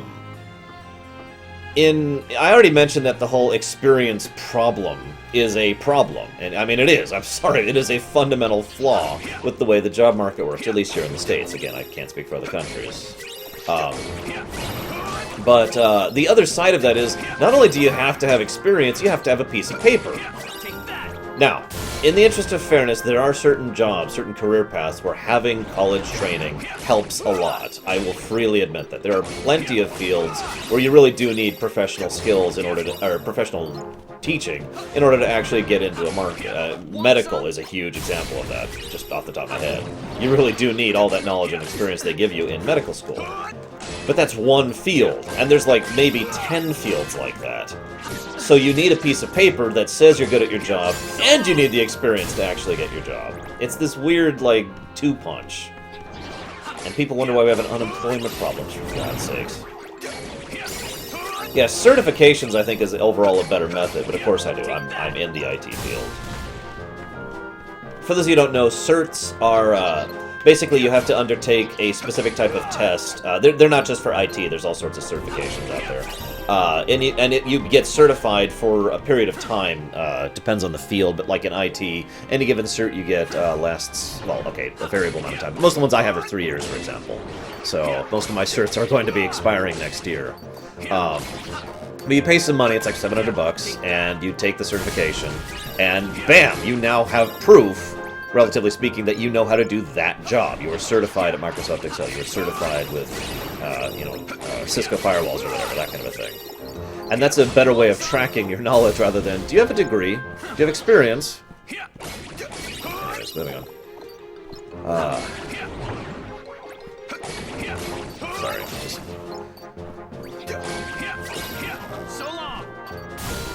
Yeah, certs are basically all about specialization. I was actually talking to the woman who was cutting my hair recently about her certs, because you have to go through certifications for barbering as well. And so it's kind of funny, the parallels between IT certs and their certs. And again, it's per state in the case of barbering, and I don't believe that's true with IT field.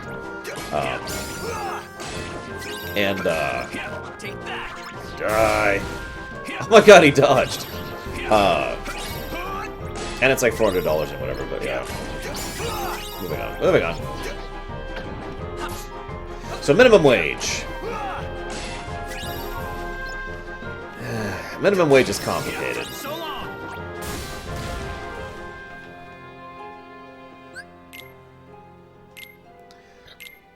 I agree, Titans. It actually makes a lot of sense. Are we done? We're done, okay. So are we melding right now? I think we're melding. Yes, quick blitz, sliding dash, and with a pulse. We're at the pulsing. I actually have no idea what minimum wage is right now. I've actually thought about how you'd fix the economy of the United States. I know that sounds like a weird thing, but economics is one of the few things I feel genuinely confident in. And the problem is, everyone I've seen in politics who's talking about fixing the economy or changing the deficit problem, they're talking about big sweeping changes, which is stupid because it doesn't work that way. You know how you fix the economy? You do like 50 little things all at the same time and make sure they all go together so that all those little holes in the economy, I know this is a weird analogy, but all those little holes in our spending and where the money is just basically being hemorrhaged go away. Tighten this up, and then we'll slowly work off the deficit over the course of about a decade, based on some very, very rough figures. That's like, frickin' really, guys? But no, we need the big win! Because this is apparently World War Z. We apparently live in World War Z, guys. Did I already do the other one? Yeah, I did. Okay, so I need zero gravity. Zero gravity and poison.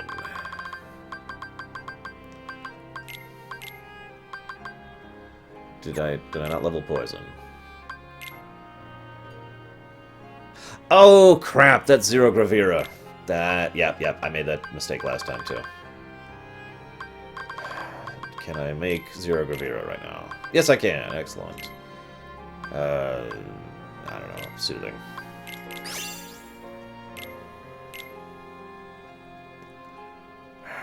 Blizzara. I might as well get that done while I'm thinking here.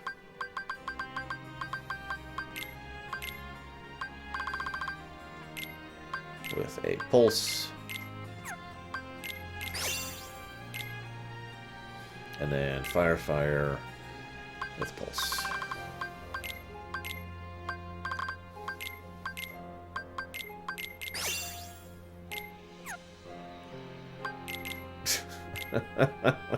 That's true, Fat Squeak. Speaking as someone who has worked in accounting for a long time, and worked with economics in general, one of the things that pisses me off most is the illusion of economic success. I've actually talked about this with regards to my old job, actually, where people would be like, oh my god, you know, we need to showcase, basically cooking the books. But most people, when they think cooking the books, they think literally, like, you know, lying, basically. They think that you're just completely... You're literally editing or changing the figures in order to make it look profitable, and that's not actually what cooking the books means. Cooking the books means presenting the truthful, factual information in a very specific light that makes you look like you're actually being profitable. In fact, I really hate to get into this, but all I'm going to say is this. Donald Trump is not wealthy. He is... I suppose that's actually a bit of a more gray area, so let me put this in a different way. Donald Trump is not successful. There we go. That's a lot more of a fundamental truth, I think, than all the... Yeah, anyways. But we're getting too much into politics. I'm sorry, guys. Let's not talk about that. That's actually a brain slug, Thanatos. So long.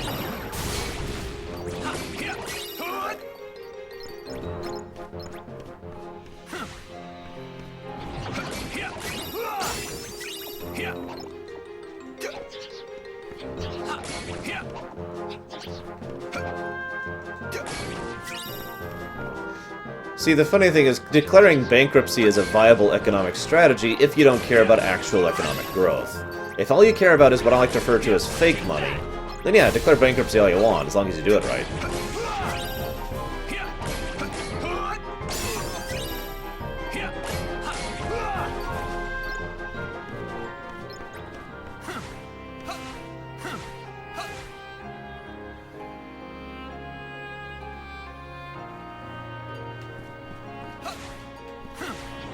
I'm sorry, Onesie. So anyways, now that we've strayed completely off topic here.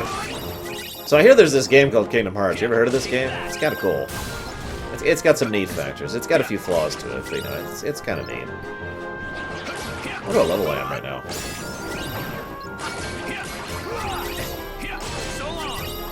You guys voted for it, Hourglass. I will be done. I said I could just... I could already have beaten the game, basically, by now, with Terra. Apparently I'm level 30. Well, the funny thing is, in One Joker, we still don't know what Kingdom Hearts is, so I suppose that's, funny. No, fake money is a different thing, Plate Smasher. I know what you're referring to as, and it makes me grin, but fake money is its all separate layer of stupid.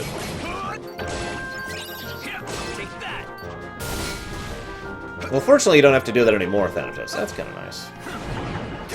Yeah, I hear it's a game for kids. It's very cartoony, and lighthearted, and involves a lot of really disgustingly horrible things. You should play it sometime. It's pretty cool.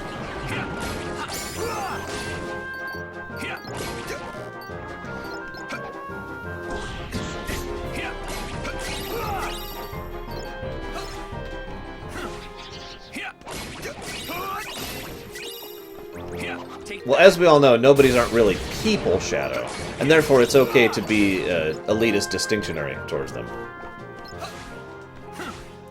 Yeah, it's... Oh, by the way, fun fact, guys. For something completely unrelated, earlier today I Google searched for Organization 13.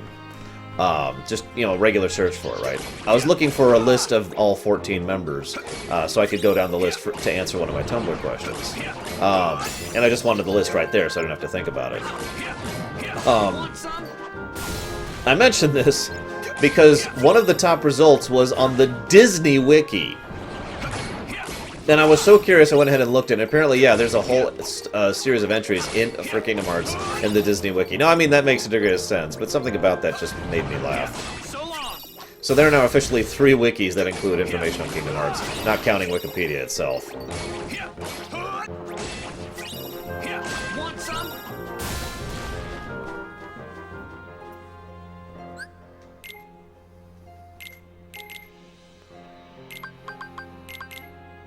Ugh, can I meld Gravira yet?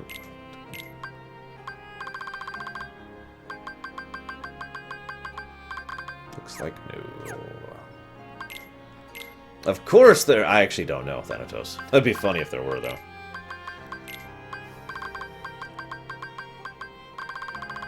Look at all these Fyras.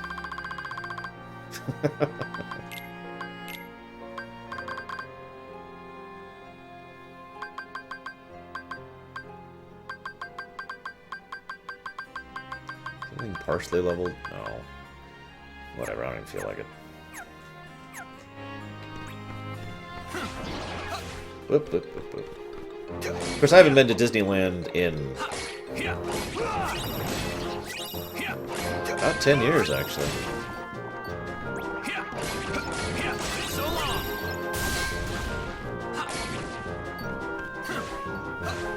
Oh, by the way, I got a Tumblr question recently asking which fictional food I wish existed in real life. And I thought of a few things, but one of the things that came to mind literally immediately was sea salt ice cream. And that's pretty much what made me sad.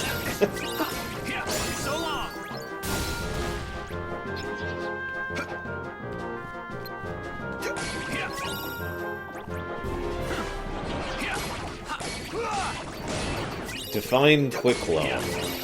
Because that can mean 3 things I can think of right off the top of my head.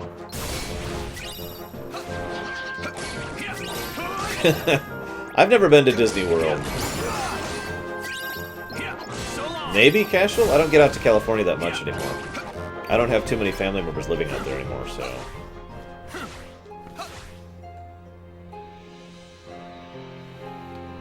That is so stupid, Deutsch.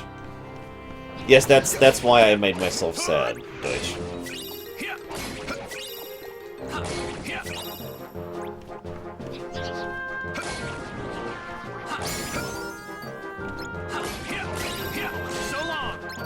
Well, I have a Tumblr, obviously. Although I don't actually blog on it at all. I use it solely as a Q&A forum.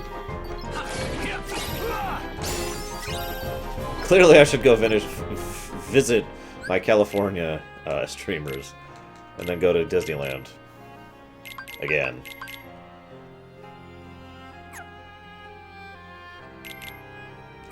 That's gonna be a while.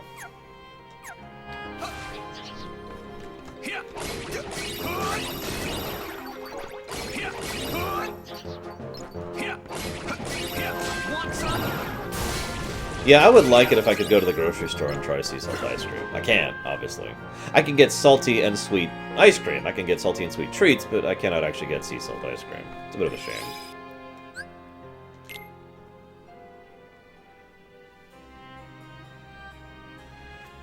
I am a little surprised Kingdom Hearts is not as merchandised as it could be. I want Spaceballs the toilet paper! Spaceballs the flamethrower! Sorry. Okay, what am I doing? I just did that, didn't I? Yes, so I need to sell everything but Blizzaga. So I'm just... This is something I do every now and again. Just clear house. Get rid of all the excess.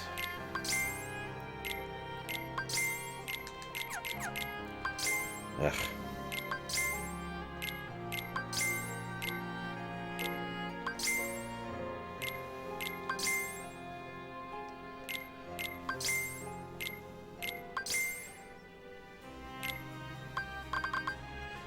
Oh my god! I have 70 Fyras. 70 Fyras. 72 apparently, because I forgot these two. And one Fyraga. Oh my gosh.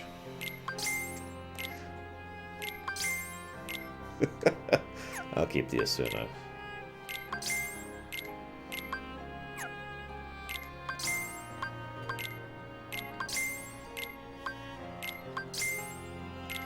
No wonder it was taking so long to scroll through the menu every time I open it up. Jeez Louise.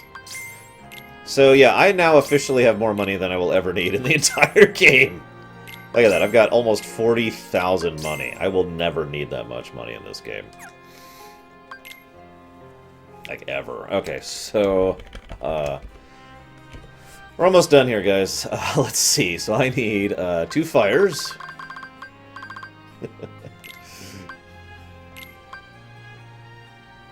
Why would I, Darch? Don't be silly. Okay, and then 2 more fires. And quick blitz. Sliding dash. 2 Thundaras.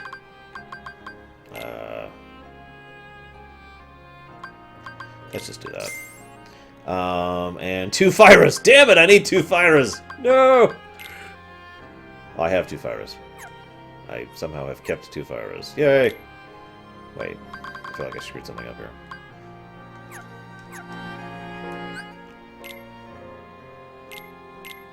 Who needs renewal block? I mean, honestly, who blocks in this game? Am I right? Probably the only complaint I have about this is when you're just leveling like this, I wish I could equip more, I should probably start on these, actually. I wish you could equip more than this, even if you, like, couldn't use them, just so I could get experience into them, you know what I mean?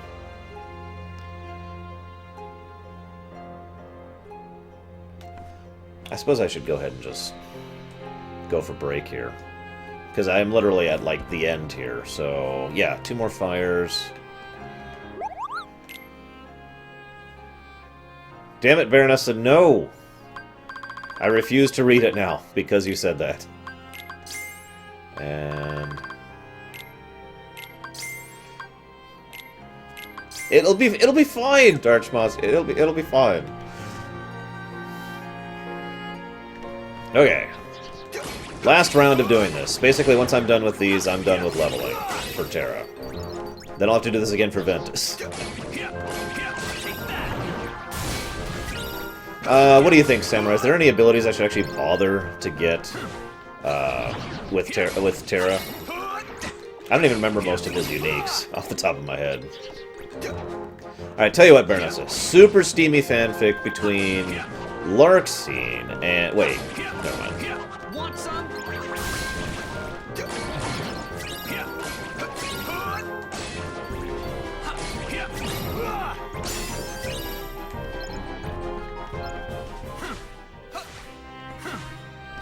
I guess I could... I don't remember how to get Geo Impact off the top of my head. I almost never bother with Terra's actual, you know, unique or high-level abilities. But now you've said it, and now I'm just disinclined to because it's horrifying right now. So you're defeating your own point.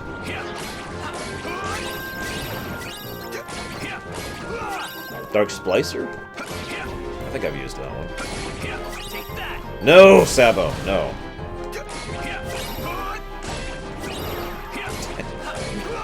Sauna.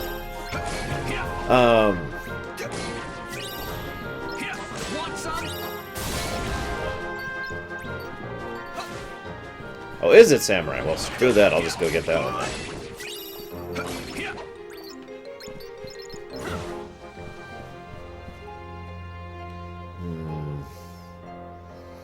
I feel like I usually get Mega Flare on Terra. I know that's not actually a unique, but it just kind of suits him somehow, I think. And it's also worth noting that I always go with just Faith and Salvation on Ventus. Literally just Faith and Salvation on Ventus. Or I think it's like Faith, Salvation, and like one Kiraga, something like that. Aqua, I do the teleport around one, whose name I can't remember right now. And, I actually don't remember the rest. I have a whole setup on Aqua, which I can't remember right now. She has a lot of uniques. Okay, so that's our... Where's my fourth Thunder? Ah, crap. I'm offset. No, whatever. Let's just get it done here. Time Splicer is Aqua. Okay. Actually, I should probably get the other Thunder here. So I need to get on that.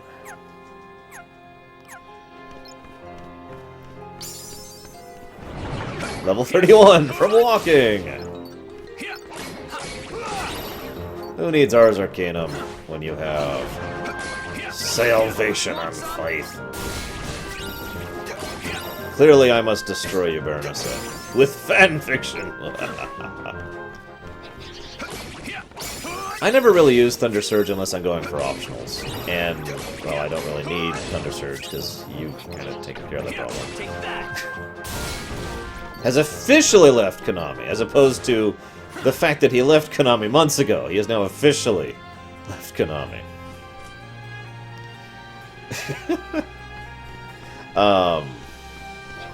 Also, hashtag screw Konami.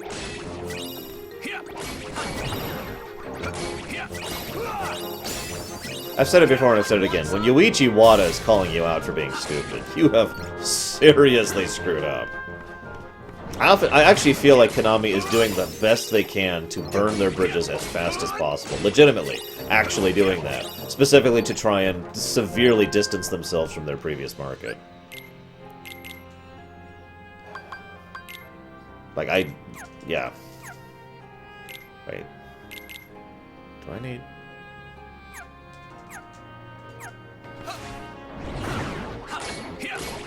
Also, screw CBS. Hashtag screw CBS. Hashtag screw EMI. You didn't... You weren't... I talked about that on the stream, Samurai. I guess you weren't there for that. Yeah, he specifically said that, first of all, he felt personally that what they were doing was stupid and terrible, but even as a corporate mindset, as a corporate officer, he felt their activities towards Kojima specifically at the awards ceremony were negligent and foolish. And it was awesome! I mean, for God's sakes, Yuichi Wada! Oh yeah, the Smash Direct is today. Does anyone know when that is? Because I'd like to poke at that and see if they're announcing anything interesting. And I know I'm going to get lots of questions about it, so I'd rather be informed. Actually, casual it can be, which is just how messed up that is. You don't know Final Cloud? I released an entire video, which actually was called, like, Screw CBS or something like that. I mean, really.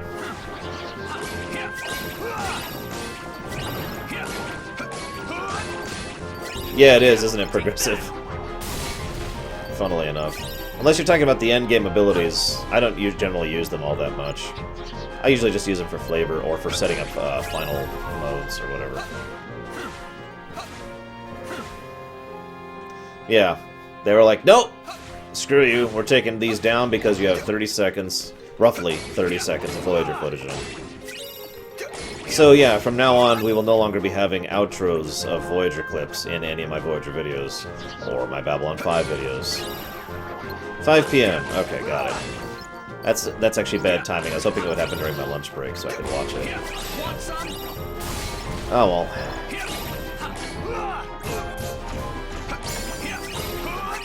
Oh, fire just hit 3. Of course I can, Samurai, especially at this point. The new trailer. Everyone take a drink. Someone mentioned the trailer. Honestly, I just hate EMI, Thanatos. I actually like the song. Liked. I really should use past tense if I'm being 100% honest with myself. But the aggravation, the incredible aggravation of having to deal with the copyright garbage that has come from that song in my life is just really frustrating. And that is all on EMI, not her. I used to, and I admit my flaw in this, I used to direct my ire at her, which was my mistake. So EMI can go screw themselves.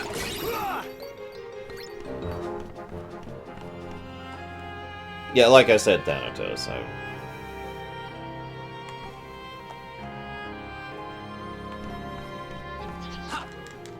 no, I have not, sure, unless it's something I have and I'm not thinking about it.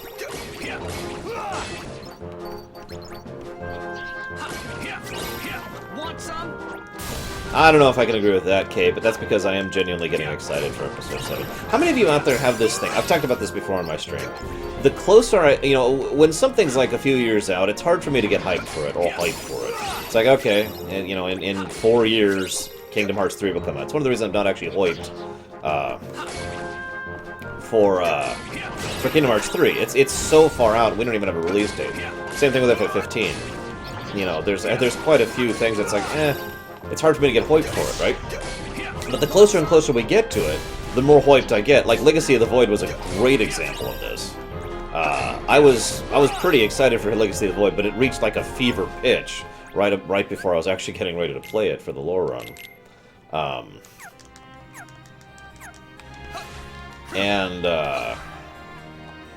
And it's the same way I'm feeling about Force Awakens. I mean, for all intents and purposes, in 2 days I'm going to see that movie. Tell you what, Baronessa, just for you, for no other reason, I will read this right now, out loud. Professor! Professor! Yelled one of the undergraduate students as she ran toward the office. The woman was in her early 30s and had a massively giant breasts. Oh my god, they were so huge, and they were so sexy, and they had lots of sex at the end. I don't know, Baronessa, I mean, that doesn't seem really steamy to me. I mean, certainly it's got the erotic feel to it, but I mean, you can't just say, and then Snape and Harry kissed, and then it was hot. That's not how you do that. You have to allow the reader to come across their conclusions on their own. You can't just tell them what they're feeling,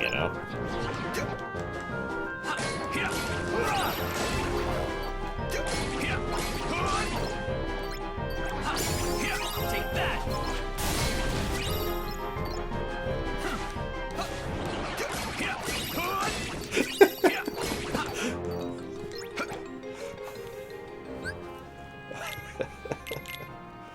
I've actually had to give that advice before, by the way, to a fledgling writer. It's like, okay, look, you can't just say these two people did something and it was hot. You have to actually do something with it. Why? Well, let's see. Do I need a... I do. I need 4 Fyras, so I need a 4th Fyra here.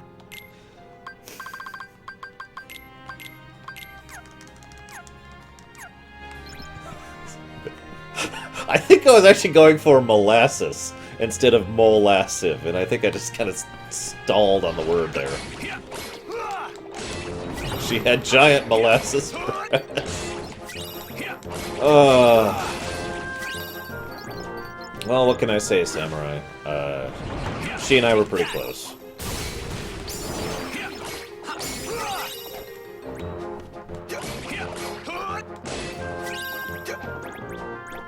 What the hell, Baronessa?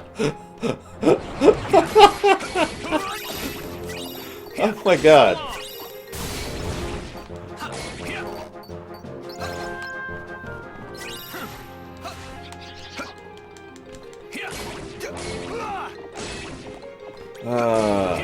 Sorry, Last Echo. You can blame Baronessa. Want some?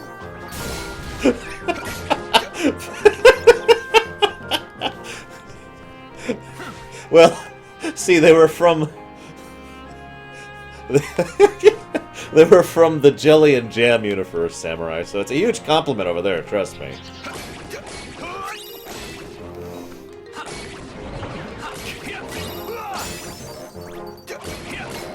Take that.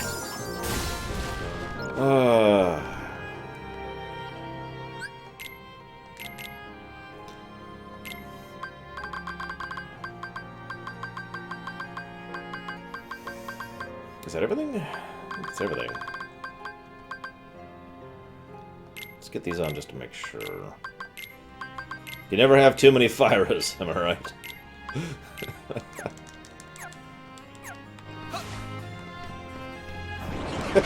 Never, Kay. Never.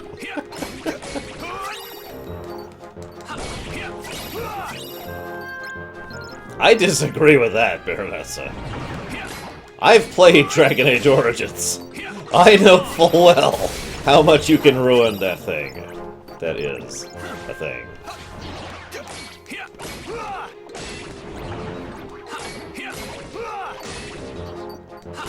Yeah, we'll see, Cash. Take that.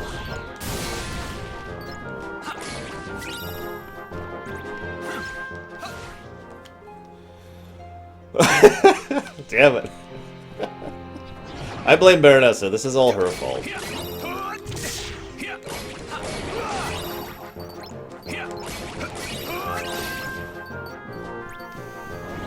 Only in my darkest nightmares, Baronessa. Or hers. So long. No, Baronessa, no! I swear to God, stop! Stop! You haven't played Dragon Age Origins, Samurai? Seriously? Go Google Dragon Age Broodmother right now, Samurai. Or, perhaps better, don't.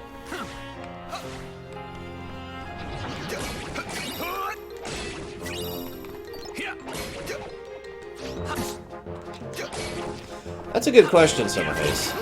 And to totally shift the topic. I'm not sure. What I would really like is something kind of like a Baldur's Gate 2 style feel to the gameplay, or a Divinity Original Sin style gameplay, as long as it actually has co-op play, which is a mandatory thing for me. And advances the story, because Cyberpunk 2020 hasn't gone anywhere story-wise in forever, basically. So I would really like to see that go somewhere. I did tell you maybe you shouldn't, Samurai, in my defense. Oh my god, we're still leveling Fyra.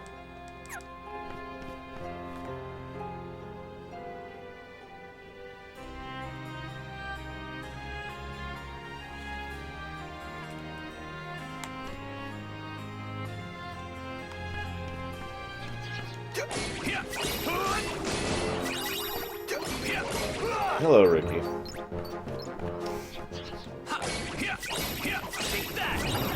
You know the funny part, Samurai? That's actually a hard boss if you're playing on a higher difficulty level. The Broodmother. So, if you're playing on a proper difficulty, and you should, in my opinion, you should actually play Dragon Age Origins with the difficulty cranked up, you might be seeing that particular individual several times. I have not played it, but I am aware of it. I've watched and read Trespasser. Want some?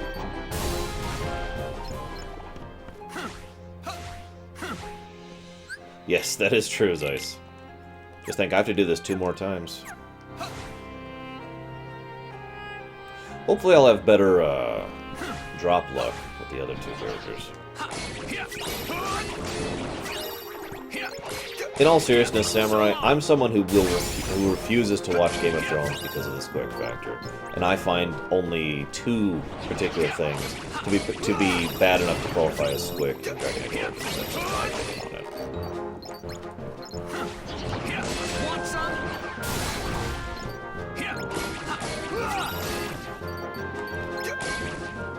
We're leveling to perfection, Titans. We are the board. Resistance is futile. Worst shipping story I've ever seen. Well, I've actually told you guys about this one before. It's one of the only fan fictions I've ever seen that was like this.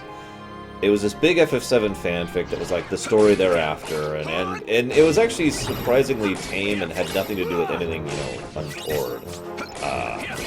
And I honest to God, I can't even remember what the main plot was. It was something to deal with, like, they had found some kind of new, unique materia in Utah or something like that. I don't remember.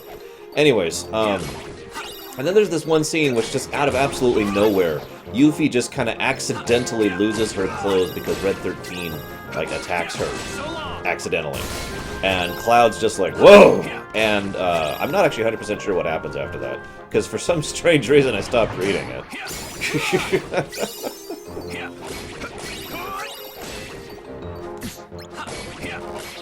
Want some? Wow, okay. Okay, we are good for our final round. Okay, so what do we got here?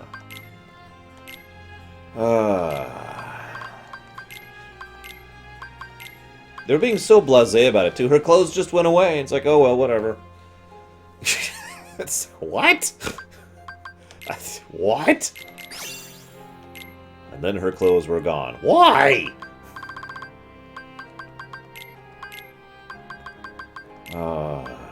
Fyra with Wellspring.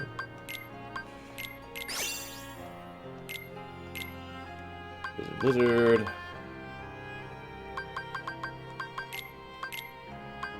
That was towards the end of me reading fanfics, too. I was already on the way out of reading fanfics. I used to read them a lot. But, yeah. Fire. I remember distinctly a Mega Man X fanfic, which was actually kind of interesting. And then all of a sudden there was a scene where this Star Destroyer-sized tank just starts rolling over the town, and whoever wrote it spent like 7 paragraphs describing the smell of all the corpses and the rotted remains that were on the tank. And then I stopped reading. Because I don't think I have to explain why. Quick Blitz, Sliding Dash, Soothing.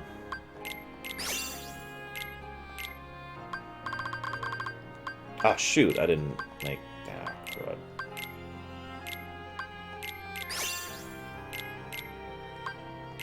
I screwed up. Sorry, we got a little bit extra grinding to do because I screwed up a little. Sorry, guys. Let's get the rest of these combined while I'm at it, at least.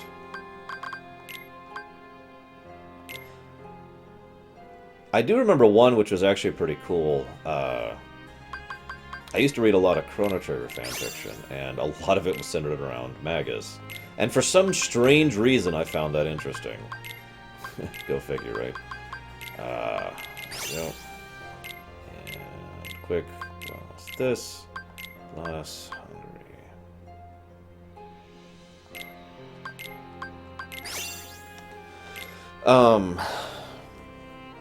And there was this one where, basically, Shala had been freed. Oh, hey, the Nightbot warning showed up. Yay. Where Shala had been freed and was actually journeying with the group, and she kept thinking there was something really odd about Magus, and she couldn't quite put her finger on it. And he was consistently ignoring the topic because of the fact that he was like, okay, no, I don't want her to know that it's me.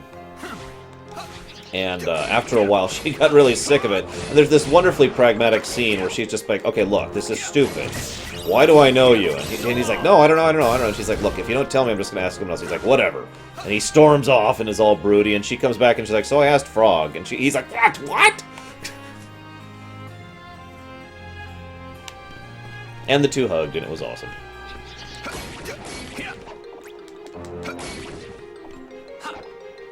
That's right. 18 people voted. You can probably close that poll.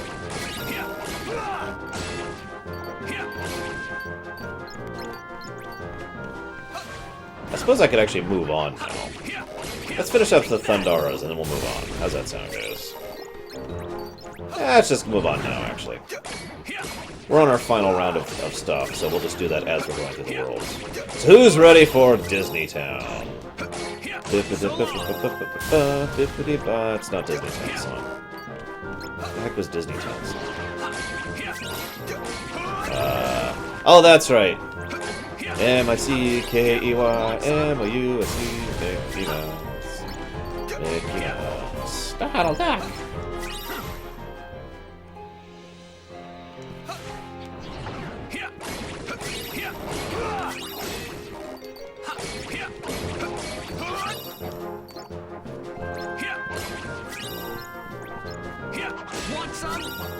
Have I ever played the Witcher series? Well, Ricky, yes I have. I have played all the way through Witcher 1 twice, and all the way through Witcher 2 once. Somewhat recently, I actually have a rumination on both up on my channel right now. And I have started Witcher 3. I hesitated on keep going through it because the intention was to go ahead and play it through it with my sister in a backseat run.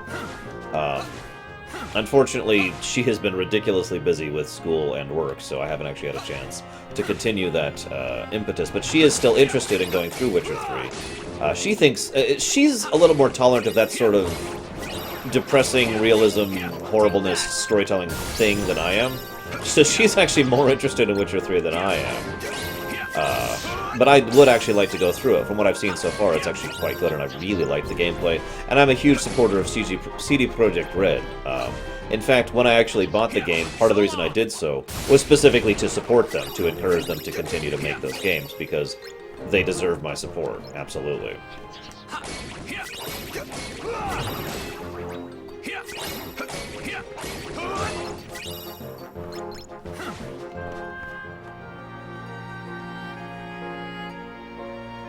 They're in the Rumination playlist, or you can just search for... If you search for Rumination Witcher, you will find my videos.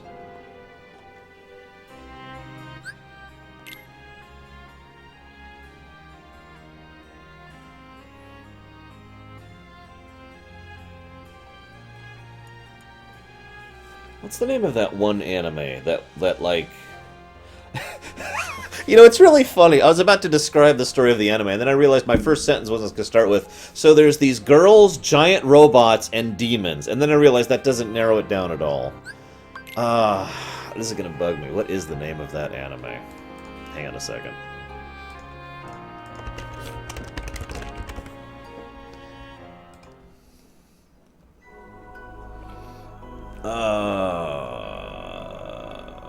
Let's see if I can figure out the name of it.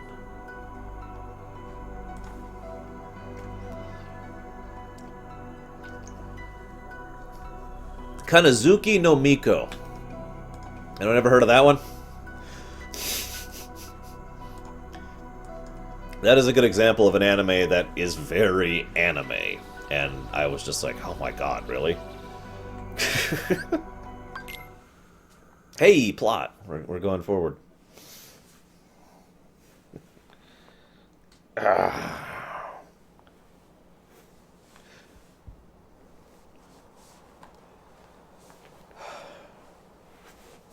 Yes, I know Deutsch.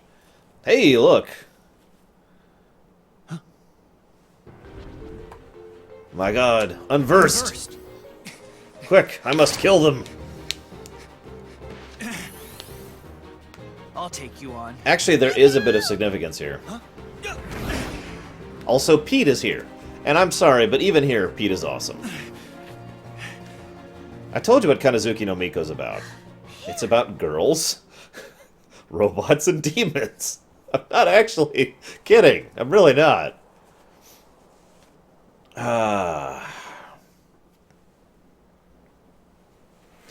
So yeah, we're about to play Mario Kart 2. Hey, thanks for piping up back there. Come back, Twitch.